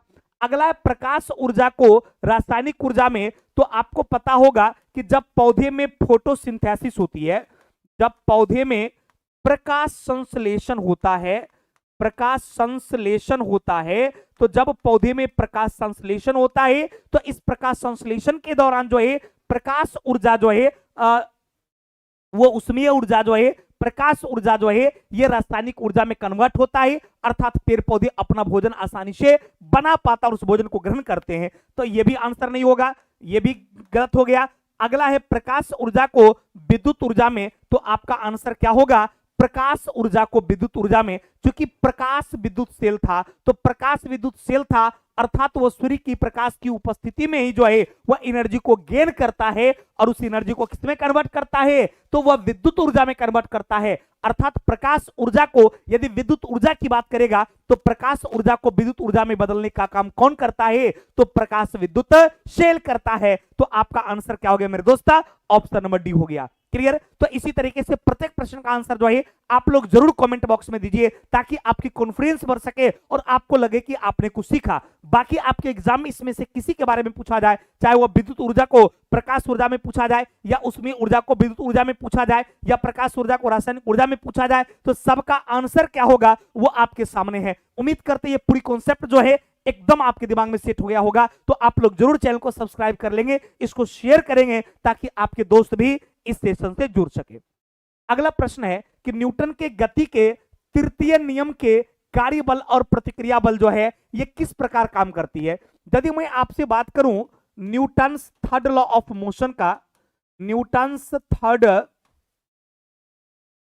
लॉ ऑफ मोशन का यदि मैं आपसे बात करूं, Newton's third law of motion का, तो आप ध्यान देंगे इसमें न्यूटन का तीसरा गति नियम कहता है कि दुनिया में कोई भी वस्तु जो है वो दो वस्तु अलग अलग, वह वस्तु एक दूसरे के विपरीत बल लगाता है और बराबर बल लगाता है। यानी इसमें कहा गया कि जब दो वस्तु के बीच बल लगती है तो उसमें जो एक ऑब्जेक्ट होता है, ये ऑब्जेक्ट मान लिया जाए, इस ऑब्जेक्ट पर जो बल लगाती है ये बल कहलाता है एक्शन फोर्स। क्या कहलाता है भाई, तो ये आपका कहलाता है एक्शन फोर्स। और ये ऑब्जेक्ट जो इस पर बल लगाती है इसको कहा जाता है रिएक्शन फोर्स।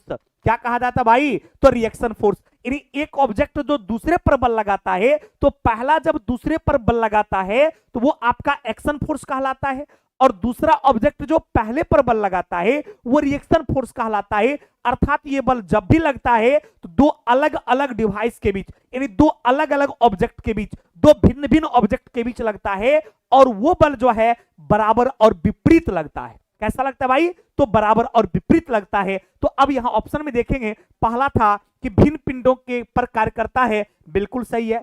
अगला है एक पिंड पर कार्य करता है, एकदम गलत है। सदैव बराबर नहीं होता है, यह भी गलत है। और सदैव बराबर होता है, यह भी सही है। यानी पहला भी सही है और चौथा भी। तो कहता दिए गए संकेतों में सही उत्तर का चयन कीजिए। तो 1 और 4 ये ऑप्शन नंबर बी में है, अतः आपका आंसर क्या हो गया भाई? Option number B. क्योंकि मैंने आपको यहां कॉन्सेप्ट बताया था Newton third law of motion में, इसलिए न्यूटन का जो तीसरा गति नियम मेरे दोस्त है, इस न्यूटन के तीसरे गति नियम को कहा जाता है क्रिया प्रतिक्रिया का नियम, and action and reaction force theory कहा जाता है। क्योंकि इसमें एक ऑब्जेक्ट जो दूसरे पर बल लगाएगा वो आपका क्रिया बल होगा, और दूसरा जो पहले पर लगाएगा वो आपका प्रतिक्रिया बल होगा। तो क्लियर हो गई, ये बल जब भी लगेगा तो दो अलग अलग पिंड के बीच लगेगा, और ये दोनों पिंड के बीच लगने वाला बल बराबर और विपरीत होगा। अर्थात ये बल सदैव क्या होगा? वो आपस में बराबर होगा और एक दूसरे के विपरीत होगा। अतः ब्रह्मांड की प्रत्येक वस्तु जो अपने अपने पोजीशन पर बनी रहती है, यह न्यूटन के तीसरे गति नियम के कारण ही। या आप सड़क पर चलते हैं तो आप एक पैर से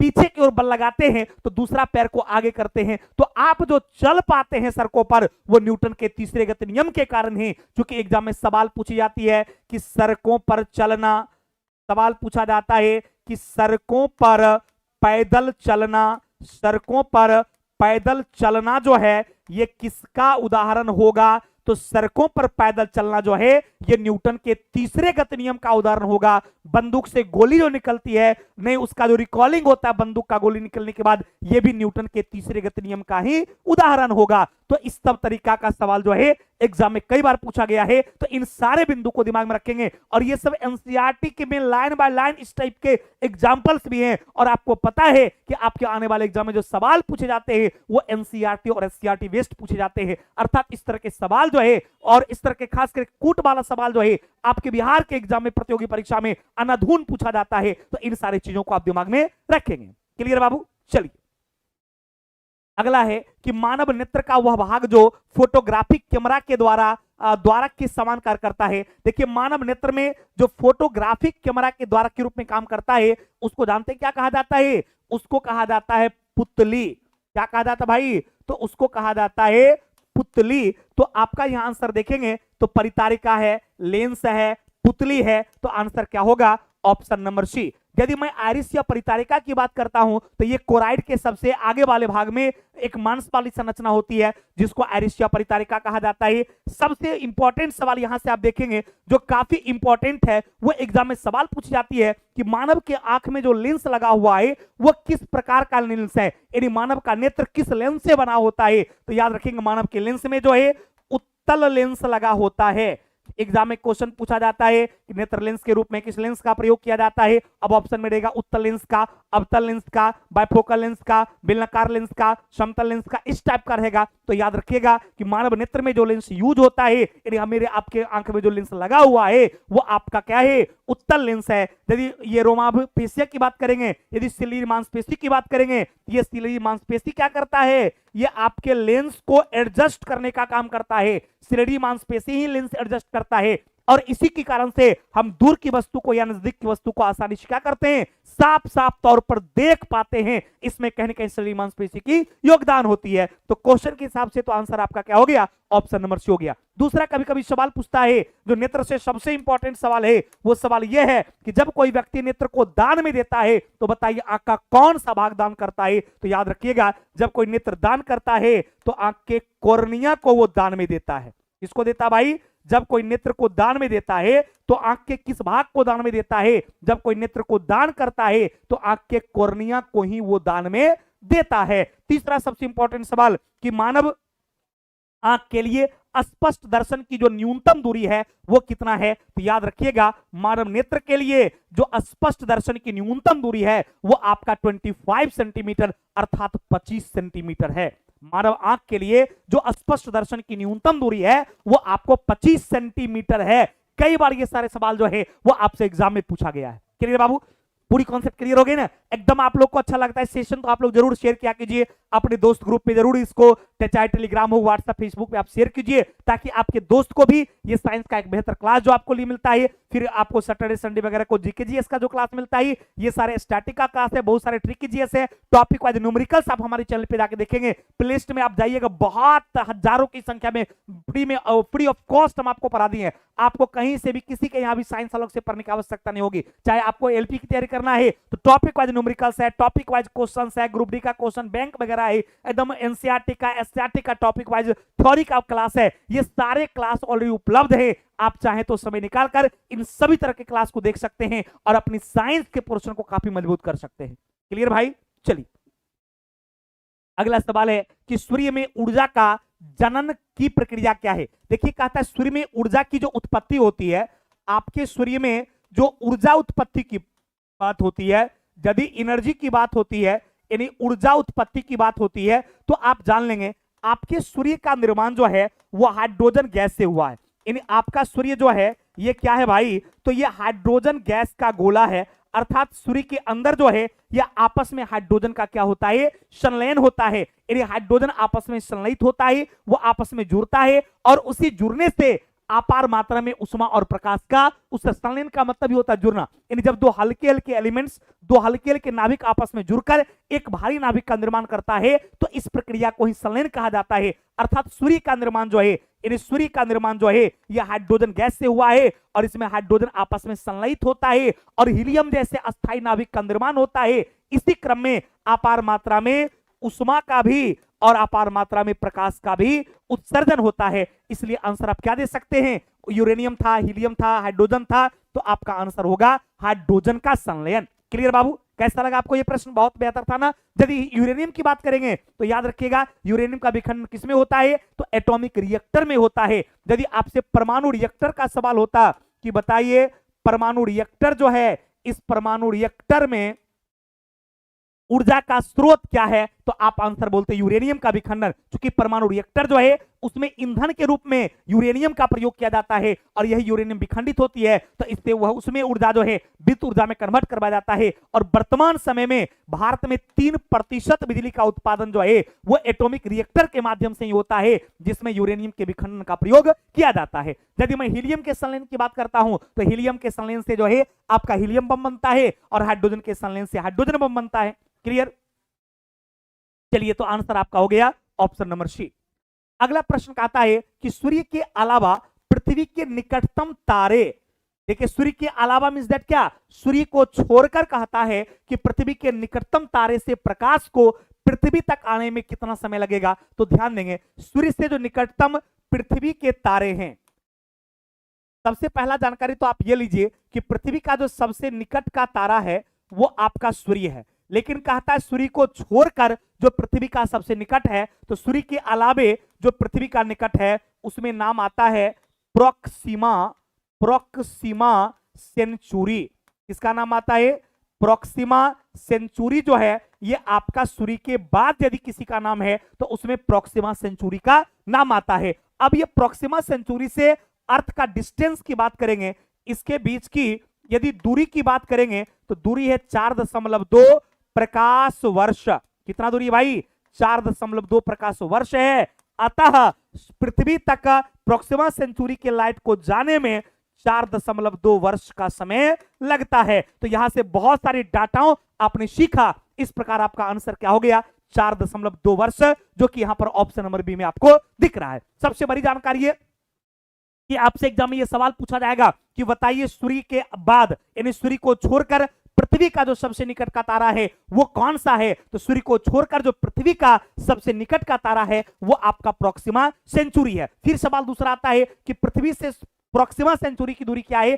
4.2 प्रकाश वर्ष। जैसे पृथ्वी से सूर्य की दूरी पूछा जाए तो ये आपका 15 करोड़ किलोमीटर है। 15 करोड़ किलोमीटर, 15 करोड़ किलोमीटर है। किसके? सूर्य और पृथ्वी के बीच की दूरी जो है वो आपका 15 करोड़ किलोमीटर है। लेकिन सूर्य से जो प्रोक्सिमा सेंचुरी है उसका डिस्टेंस 4.2 प्रकाश वर्ष है। अतः प्रोक्सिमा सेंचुरी से प्रकाश को पृथ्वी तक पहुंचने में 4.2 वर्ष का समय लगता है। तो आपका आंसर हो गया ऑप्शन नंबर बी। दूसरी बात, यदि सूर्य की बात करेंगे कि सूर्य के प्रकाश को पृथ्वी तक आने में कितना मिनट लगता है, तो इसमें 8 मिनट 20 सेकंड का समय लगता है। कई बार ये क्वेश्चन पूछा गया है कि सूर्य के प्रकाश को पृथ्वी तक पहुंचने में कितना समय लगता है, तो सूर्य के प्रकाश को पृथ्वी तक पहुंचने में 8 मिनट 20 सेकंड का समय लगता है, जबकि प्रोक्सिमा सेंचुरी से प्रकाश को पृथ्वी तक पहुंचने में जो है 4.2 वर्ष लगता है। क्लियर बाबू? चलिए अगला सवाल आपका कहता है कि रेल पटरियों के नीचे चौड़े लकड़ियों के पटरे यानी स्लीपर इसलिए बिछाया जाता है ताकि क्या हो, रेल जब उस पर चले तो पटरियां पर दबाव काफी कम पड़े, इसलिए उसके नीचे जो है आपको ये लकड़ी का पटरा लगाया जाता है। तो अब है कि वह झटके को अवशोषित कर लेता है? नहीं भाई, ये फिश प्लेटो जोर पटरियों को समुचित प्रकार का जकड़ नहीं, लोहे की पटरियों को समांतर बना नहीं, रेलगाड़ी के कारण उत्पन्न दाब जो है इस दाब को घटाने का काम करता है, इस दाब को कम करता है। इसलिए हम लोग क्या करते हैं, पटरियां के नीचे जो है लकड़ी के ये तख्ता वगैरह क्या करते हैं, यूज करते। कहीं भी आप देखेंगे रेल की पटरियां जहां होगी तो पटरियां के नीचे तख्ता यूज किया जाता है। नहीं, वहां पर लोहा भी प्रयोग किया जा सकता था, पत्थर भी, लेकिन नहीं, वहां पर लकड़ी के तख्ता यूज किया जाता है। क्यों? ताकि उसके दबाव को वो कमा सके, दबाव को कम कर सके। इसलिए आंसर आपका ऑप्शन नंबर डी हो जाएगा। अगला सवाल है कि पारा कांच को नहीं भिगोता है, यानी आप पानी पर कांच की बात करेंगे नहीं या पारा कांच की बात करेंगे तो आपका पारा जो है ये कांच को नहीं भिगाता है, क्योंकि इसका आसंजक बल जो है वो आपको अधिक होता है। यानी पारा और कांच के बीच के लगने वाला आसंजक बल जो है उसके आसंजक बल से अधिक होता है, इसलिए नहीं भिगो पाता है। तो आपका आंसर क्या हो गया भाई? सी हो गया। अगला है कि पानी का बीज संक्रमण रोकने के लिए किस अधातु का प्रयोग किया जाता है? ध्यान रखेंगे, पानी के बीज संक्रमण को रोकने के लिए जिस अधातु का आप यूज करते हैं वो आपका क्लोरीन है। कौन सा भाई? क्लोरीन है।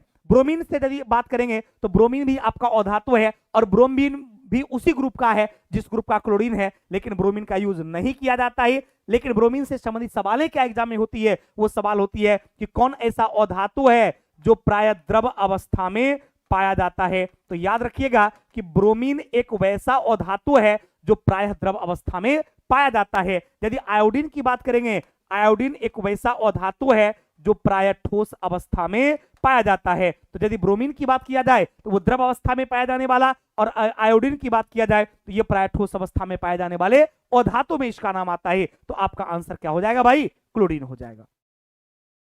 अगला है कि गैस को तरल में परिवर्तित किया जा सकता है, यानी गैस पदार्थ को तरल में परिवर्तित दो कारण से। गैस को यदि आप तरल में कन्वर्ट करेंगे, यानी कोई गैसियस पदार्थ है, अब इस गैस को यदि आप द्रव में कन्वर्ट करना चाहते हैं, नहीं, या तो आप क्या कर सकते हैं, इसके तापमान को घटा सकते हैं। यदि आप तापमान घटाएंगे तो गैस तरल में कन्वर्ट हो जाएगा, या फिर आप इसके बीच के दाब को क्या कर सकते हैं, बढ़ा सकते हैं। दो काम कर सकते हैं, या तो तापमान को आप घटा सकते हैं या फिर उसके दबाव को बढ़ा सकते हैं। इन दो कारणों से जो है वह तरल अवस्था में इजीली आ जाएगा। अब यहां है दबाव को बढ़ाकर, तो मैंने अभी तुरंत बताया कि दबाव को बढ़ाकर और तापमान को क्या करके, कम करके। तो दबाव को बढ़ाकर बिल्कुल सही, तापमान को बढ़ाकर बिल्कुल सही। लेकिन अब ऑप्शन में चूंकि एक ही मारना है, उपरोक्त दोनों है, इसलिए आंसर आपका क्या हो जाएगा? ऑप्शन नंबर सी, यानी तापमान को कम करके और दबाव को बढ़ा करके आप किसी भी गैस को द्रव में कन्वर्ट कर सकते हैं। तो आपका आंसर हो गया ऑप्शन नंबर सी। क्लियर बाबू? एकदम ये सारे कॉन्सेप्ट दिमाग में जाता है तो एकदम आप लोग लाइक। नमस्कार दोस्तों, स्वागत है आपका अपने YouTube channel Rahul Savarna GS पर। दोस्तों, साइंस का जो बेहतर क्लास आपका पर डे चलता है, आज भी उसी के साथ हम आपके साथ हैं। बीपीएससी हो या बिहार एसएससी हो, दरोगा हो या बिहार पुलिस का एग्जाम हो, बिहार के विभिन्न प्रतियोगी परीक्षा में यदि आप सफल होना चाहते हैं तो जरूर इस सेशन को आप लोग देखिए, और नए हैं तो चैनल को सब्सक्राइब कर लीजिए ताकि हर दिन आपको साइंस का एक बेहतर क्लास मिल सके। इसमें आपका क्वेश्चन बैंक और लेटेस्ट मॉडरेट क्वेश्चन जो आपसे एग्जाम में पूछे जाता है, इन विशेष क्वेश्चन का यहाँ पर संग्रह रहता है। तो चलिए आइए दोस्त, क्वेश्चन भी देखते जाते हैं। और आप लोगों से रिक्वेस्ट है, जितने भी स्टूडेंट्स इस सेशन को देख रहे हैं, आप क्वेश्चन को देखने के साथ साथ आंसर कमेंट जरूर करें, ताकि क्या होगा कि आपका कॉन्फिडेंस बढ़ेगा। यदि सही होगा और गलत होगा तो आपको सीखने का मौका मिलेगा। तो चलिए आइए देखते हैं। सबसे पहला सवाल क्या कहता है, आप सभी लोग इस क्वेश्चन का आंसर क्या होगा कमेंट जरूर कीजिए। जितने भी लोग इस सेशन को देखते हैं, यदि आप 100% सफल होना चाहते हैं तो आप लोग कमेंट करके जरूर बताइएगा कि इसका आंसर क्या होगा। चलिए मेरे दोस्त, पहला क्वेश्चन कहता है कि राइबोसोम निम्नलिखित में से किसके लिए कार्यस्थल है।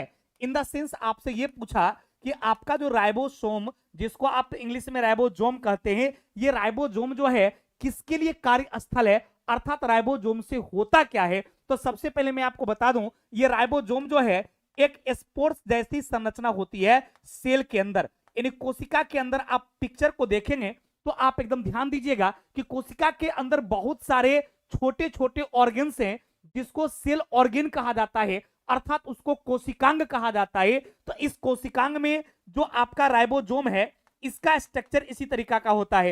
यानी ये स्ट्रक्चर किस चीज का हो गया भाई, तो ये आपके राइबोसोम का स्ट्रक्चर है। और इसका कार्य क्या होता है, तो इसका कार्य होता है प्रोटीन का संश्लेषण करना। इसका संश्लेषण भाई, ये प्रोटीन का जो है ये संश्लेषण करने का काम करता है। अतः आपका आंसर क्या हो गया भाई, आंसर आपका ऑप्शन नंबर ए हो गया। यानी राइबोसोम का काम क्या हो गया, तो प्रोटीन का संश्लेषण करना। और दूसरी सबसे बहुत महत्वपूर्ण बात यह है कि राइबोसोम से रिलेटेड जो बातें पूछी जाती है वो पूछी ये जाती है कि राइबोसोम का क्या उपनाम है। जैसे बहुत सारे कोशिकांग का अपना अपना उपनाम है। जैसे मैं लाइसोसोम की बात करूं, यदि इंडोप्लाज्मिक रेटिकुलम की बात करूं, गोल्गी बॉडी की बात करूं, या माइटोकॉन्ड्रिया की बात करूं, या न्यूक्लियस की बात करूं, या राइबोसोम का, सबका अपना अपना क्या है, एक खास उपनाम है। इसी तरीके से राइबोसोम का जो उपनाम है, इसको कहा जाता है प्रोटीन की फैक्ट्री। क्या कहा जाता है, इसको कहा जाता है प्रोटीन की फैक्ट्री। क्योंकि एग्जाम में आपसे डायरेक्ट क्वेश्चन पूछा जाता है कि प्रोटीन की फैक्ट्री के नाम से कौन जाना जाता है, तो आप आंसर क्या दोगे, प्रोटीन की फैक्ट्री के नाम से जो है वो आपको राइबोसोम जाना जाता है। कौन भाई, तो प्रोटीन की फैक्ट्री के नाम से राइबोसोम जाना जाता है। इसी तरीके से क्वेश्चन पूछता है एग्जाम में कि बताइए कि वसा का संश्लेषण कौन करता है या कार्बोहाइड्रेट का संश्लेषण कौन करता है। तो याद रखेंगे कि जो आपका राइबोसोम जो होता है ये दो जगहों पर होता है। ये कहां होता है, तो ये एक अलग पोजीशन होता है सेल में, और एक इंडोप्लाज्मिक रेटिकुलम के ऊपर होता है। तो जब राइबोसोम इंडोप्लाज्मिक रेटिकुलम के ऊपर रहता है तो उसको रफ इंडोप्लाज्मिक रेटिकुलम कहा जाता है। अर्थात इस प्रोटीन का जो ये संश्लेषण होता है वो आपको रफ इंडोप्लाज्मिक रेटिकुलम पे होता है। कहां होता है भाई, तो रफ इंडोप्लाज्मिक रेटिकुलम में होता है, जिस पर कि आपको राइबोसोम प्रेजेंट रहता है। लेकिन यदि मैं आपसे वसा की बात करूं तो आपका जो स्मूथ इंडोप्लाज्मिक का रेटिकुलम है, इस स्मूथ इंडोप्लाज्मिक रेटिकुलम पे जो है आपका क्या रहता है, तो आपका ये राइबोसोम नहीं रहता है। कहां नहीं रहता है, तो स्मूथ इंडोप्लाज्मिक रेटिकुलम जो है उस पे आपका राइबोसोम नहीं रहता है। अर्थात वहां संश्लेषण किसका होता है, तो इस स्मूथ इंडोप्लाज्मिक रेटिकुलम में संश्लेषण जो है ये वसा और कार्बोहाइड्रेट का होता है। किसका होता है भाई, तो वसा और कार्बोहाइड्रेट का संश्लेषण जो होता है वो आपका स्मूथ इंडोप्लाज्मिक रेटिकुलम में होता है। कहां होता है भाई, तो स्मूथ इंडोप्लाज्मिक रेटिकुलम में जो है ये वसा और कार्बोहाइड्रेट का संश्लेषण होता है, जबकि रफ इंडोप्लाज्मिक रेटिकुलम जो है यहां पर आपको जो है प्रोटीन का संश्लेषण। तो ये सिर्फ राइबोसोम बोला था, तो आंसर हो जाएगा राइबोसोम। चूंकि प्रोटीन की फैक्ट्री है तो वह कार्यस्थल किसका होगा, तो प्रोटीन के संश्लेषण का होगा। क्लियर, उम्मीद करते मेरे दोस्त ये पूरी तरीके के कॉन्सेप्ट में कहीं से भी एग्जाम में सवाल पूछा जाएगा तो आप 100% बना देंगे। इसलिए हम बोलते हैं कि एक एक क्वेश्चन को ध्यान से सीखते जाइए और आप लोग आंसर कमेंट जरूर कीजिए, और अच्छा लगे तो आप लोग लाइक करके इस वीडियो को शेयर कीजिए, ताकि आपके दोस्त भी इस सेशन को आराम से देख सके, वो भी जान सके आपके इस प्यारा Rahul Savarna GS YouTube channel के बारे में। दूसरी सबसे बड़ी बात यहां पर क्या है कि आपसे क्वेश्चन पूछा जाता है कि माइटोकॉन्ड्रिया का क्या उपनाम है, तो ध्यान रखेंगे माइटोकॉन्ड्रिया जो है उसको पावर हाउस ऑफ सेल कहा जाता है। लाइसोसोम को जो है सुसाइड बैग अर्थात आत्महत्या की थैली कहा जाता है। न्यूक्लियस को ब्रेन ऑफ सेल अर्थात कोशिका का मस्तिष्क कहा जाता है। तो ये चार चीज बहुत इंपॉर्टेंट है जिससे संबंधित सवालें आपसे एग्जाम में पूछी जाती है। एक ब्रेन ऑफ सेल के बारे में, एक सुसाइड बैग के बारे में, एक फैक्ट्री ऑफ प्रोटीन के बारे में, और एक पावर हाउस ऑफ सेल के बारे में। तो ये चारों में किसका किसका उपनाम क्या है, ये चीज आप जरूर ध्यान में रखेंगे, क्योंकि आपसे ना जाने अगले एग्जाम में इस तरह का क्वेश्चन पूछा जाए और ये एक क्वेश्चन आपकी तकदीर और तस्वीर को बदल देगी। क्लियर बाबू, चलते हैं अगले प्रश्न पर। अगला प्रश्न कहता है कि निम्नलिखित कथनों में से कौन सा सही है। पादप सूर्य के प्रकाश से प्राप्त ऊर्जा को कार्बोहाइड्रेट के रूप में संग्रहित भोजन में परिवर्तित करता है। एकदम जो है ये बिल्कुल क्या है, सही है। यानी आपका पहला स्टेटमेंट जो है ये एकदम सही है। दूसरा कि पादपों में पर्णहरित होता है, बिल्कुल सही है, क्योंकि ये पर्णहरित जो है, इसी पर्णहरित की वजह से पेड़ पौधे की पत्तियां जो है, इस पत्ती का रंग कैसा होता है, तो पत्ती का रंग जो है ये हरा होता है। यदि प्लांट्स में ये पर्णहरित नहीं पाया जाता तो पेड़ पौधे की पत्ती का कलर हरा नहीं होता। तो आपका ये स्टेटमेंट भी सही है, तो पहला भी सही है, दूसरा भी सही है। अगला है पादप कोशिका में कोशिका भित्ति नहीं पाई जाती है, ये गलत है, क्योंकि आपको पता है कि पादप कोशिका में ही कोशिका भित्ति पाई जाती है, एनिमल सेल में कोशिका भित्ति नहीं पाई जाती है। तो ये स्टेटमेंट आपका गलत है। तो पहला और दूसरा सही है, तो केवल एक सही है, बिल्कुल नहीं, केवल एक और दो सही है। एकदम 100% आपका आंसर सही है, और आपने यहां पर इसकी कॉन्सेप्ट को भी समझ लिया। कोई कंफ्यूजन? क्योंकि सेल वाल जो है, कोशिका भित्ति को इंग्लिश में कहा जाता है सेल वाल, और ये जो आपका सेल वाल है ये कहां पाया जाता है, तो ये आपका प्लांट सेल में। सेल वाल किसमें पाया जाता है, तो आपका प्लांट सेल का जो सबसे आउटर भाग होता है उसी को सेल वाल कहा जाता है। और याद रखिएगा, आपका जो एनिमल सेल है, इस एनिमल सेल के आउटर भाग को क्या कहा जाता है, तो इसको सेल मेम्ब्रेन, इसको सेल मेम्ब्रेन कहा जाता है, यानी कोशिका झिल्ली कहा जाता है। तो ध्यान रखना है, क्वेश्चन पूछेगा कि जंतु कोशिका के सबसे बाहरी भाग को क्या कहा जाता है, तो जंतु कोशिका के सबसे बाहरी भाग को कोशिका झिल्ली के नाम से जाना जाता है। पूछा जाएगा प्लांट कोशिका के सबसे बाहरी भाग को क्या कहा जाता है, कोशिका भित्ति कहा जाता है। कोशिका भित्ति सिर्फ पादप कोशिका में पाई जाती है, जबकि कोशिका झिल्ली एनिमल सेल और प्लांट सेल दोनों में पाया जाता है। तो क्लियर हो गया, ये स्टेटमेंट आपका गलत था, तो आंसर हो गया केवल एक और दो। पक्का बाबू? कोई कंफ्यूजन? एकदम समझ गए ना? एकदम इसी तरीके से लास्ट तक आप मेरे सेशन में बने रहेंगे। एक से एक बढ़कर प्रश्न होगा जो आपको सीखने को मिलेगा, और अच्छा लगेगा तो आप लोग जरूर इस वीडियो को शेयर कर दीजिएगा अपने दोस्त ग्रुप में। अगला, कौन सा जीव त्वचा से सांस लेता है? यदि हम सांप की बात करते हैं तो सांप में सिर्फ एक छोटा सा छिद्र होता है जिसको क्लोम कहा जाता है, अर्थात सांप किससे सांस लेता है, तो ये आपका क्लोम से लेता है। आपका केचुआ जो है, ये केचुआ किससे लेता है, तो केचुआ जो है ये आपका त्वचा से लेता है। तो त्वचा से पूछा था, तो आपका आंसर क्या होगा, केचुआ, क्योंकि केचुआ ही त्वचा से सांस लेता है। यदि बंदर और मनुष्य की बात करते हैं तो बंदर और मनुष्य जो है इसका श्वसन अंग जो है वो आपका फेफड़ा होता है। यदि पक्षी की बात किया जाए, पक्षी का भी श्वसन अंग जो है वो फेफड़ा होता है। यदि मछली की बात किया जाए, क्योंकि कभी कभी आपसे मछली के बारे में पूछता है, तो मछली का जो श्वसन अंग है वो आपका है गलफरा। मछली का श्वसन अंग क्या है भाई, तो मछली का श्वसन अंग जो है वो आपका गलफरा है। मनुष्य की बात करेगा, पक्षी की बात करेगा, बंदर की बात करेगा, या अन्य किसी स्तनधारी प्राणी की बात करता है कि वो सांस किससे लेता है, तो वो आपको फेफड़ा से लेता है। क्लियर भाई? चलिए, एकदम कोई कंफ्यूजन किन्हीं को भी, एकदम पार्ट पार्ट आप लोग कमेंट करते जाइए। आंसर क्वेश्चन का क्या होगा आप लोग जरूर कमेंट करके आंसर दिया कीजिए।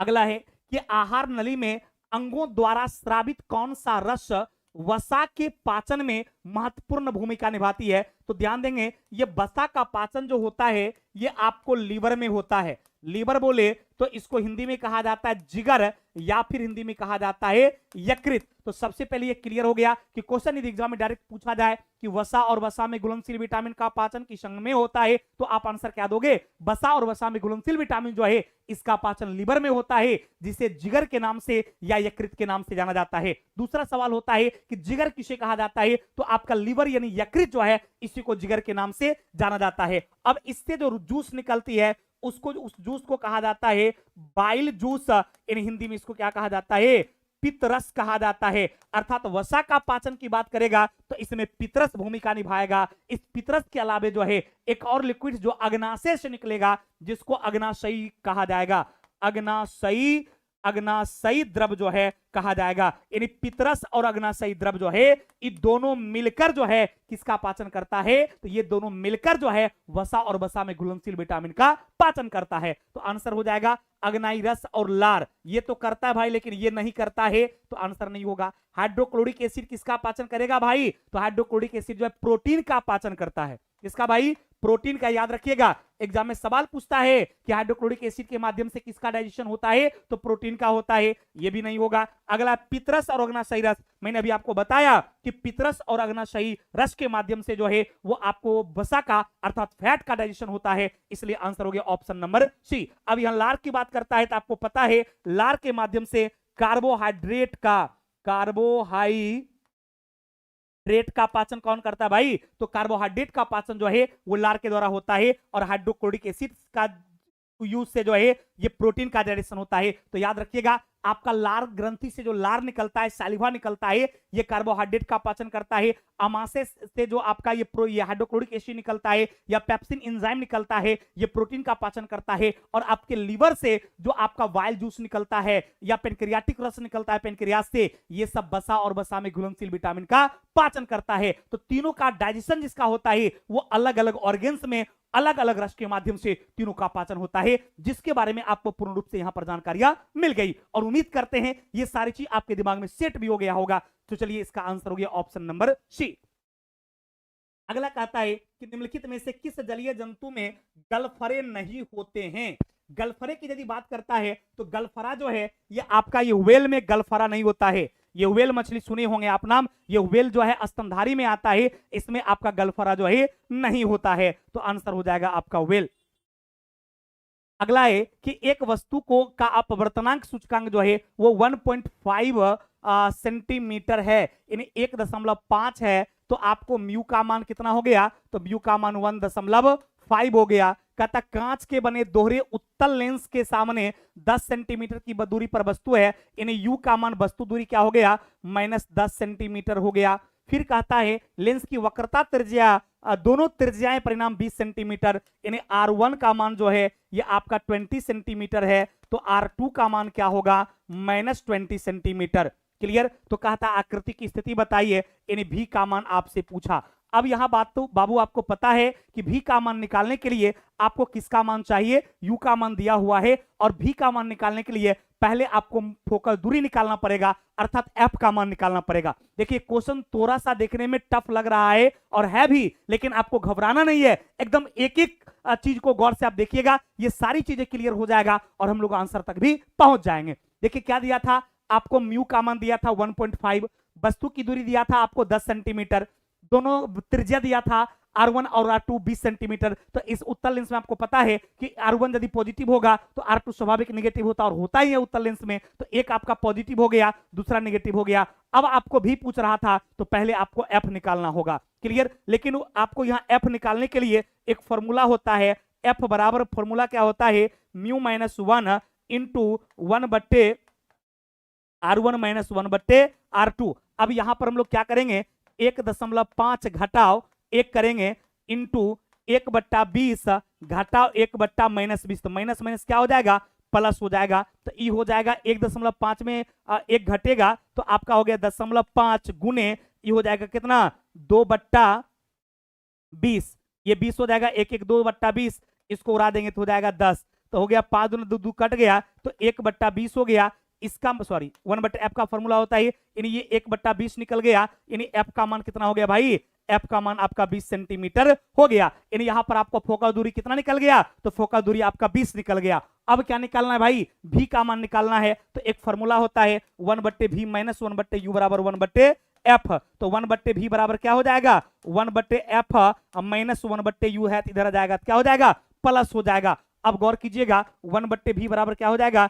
1/20 घटाओ 1 कितना? 10। इसलिए घटा होगा क्योंकि ये प्लस में है और यहां पर 10 क्या है? माइनस में है। Plus into minus minus. अब इसको यदि आप निकालते हैं तो ये हो जाएगा आपका 1/v बराबर ये हो गया 20, ये हो गया -1, सॉरी ये हो गया आपका 1 और ये हो गया -2। तो ये हो गया 1/v बराबर -1/20, अर्थात v का मान क्या हो जाएगा? -20 हो जाएगा। है किसी ऑप्शन में -20 भाई? तो -20 ऑप्शन नंबर सी में है, अतः आपका आंसर क्या हो गया? Option number C. अब देखिए बात यहां पर आई कि सर ये क्वेश्चन तो थोड़ा ज्यादा टफ हो गया, लेकिन ये बहुत ही ज्यादा इंपॉर्टेंट है, वेरी वेरी इंपॉर्टेंट क्वेश्चन है। अतः एक बार फिर से हम लोग इसको देखने का काम करेंगे, समझने का काम करेंगे।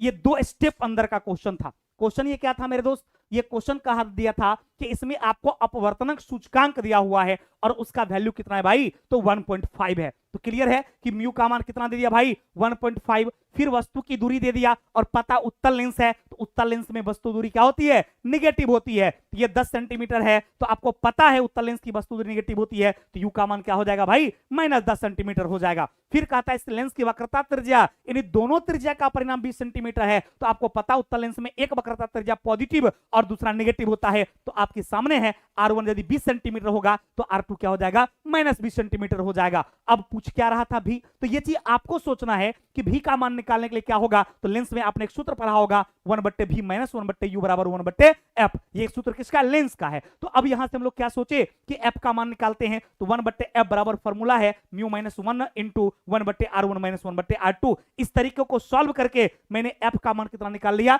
20 सेंटीमीटर। जब f का मान पता हो गया, u का मान पता हो गया और आपसे भी पूछा तो 1/v बराबर हो जाएगा 1/f + 1/u। फिर मैंने यहां पर क्या इसका मान पुट किया और v का मान -20 सेंटीमीटर आ गया। यानी आपका आंसर हो गया ऑप्शन नंबर सी। उम्मीद करते मेरे दोस्त ये पूरी कॉन्सेप्ट आपको समझ में जरूर आ गया होगा और ये बेहतर क्वेश्चन था। यदि आपको समझ में आ गया तो एकदम शेयर और लाइक तो आप दोस्त आपका बनता ही, आप जरूर कीजिए और चैनल को नए हैं तो सब्सक्राइब भी जरूर कर लीजिए। अगला क्वेश्चन है, रेफ्रिजरेटर वह प्रक्रिया है जिसमें क्या होता है, आपका रेफ्रिजरेटर जो है इसमें कीटाणुओं की वृद्धि दर क्या हो जाती है, घट जाती है। तो ये कीटाणु मर जाते नहीं, कीटाणुओं की वृद्धि दर जो है ये कम हो जाती है। यही कारण है कि यदि आप खाने वाले भोज्य पदार्थ को यानी खाने वाली सामग्री को यदि आप रेफ्रिजरेटर में रखते हैं तो वह अधिक दिनों तक सुरक्षित रहता है, क्योंकि जो आपका बैक्टीरिया, वायरस या फंगस जो आपके भोजन को खराब कर सकता है उसकी वृद्धि की दर उसमें काफी नियत रहती है, काफी कम रहती है और आपका भोजन अधिक दिन तक सुरक्षित रहता है। तो इसलिए आंसर हो जाएगा ऑप्शन नंबर बी। इन रेफ्रिजरेटर की वो क्रियाएं हैं जिसमें क्या होता है, कीटाणु का वृद्धि जो है वो काफी स्लो रहता है, काफी कम होता है और आपका भोजन अधिक दिन तक सुरक्षित रह पाता है। अगला है कि परमाणु घड़ी निम्नलिखित में से किसके संक्रमण पर आधारित है।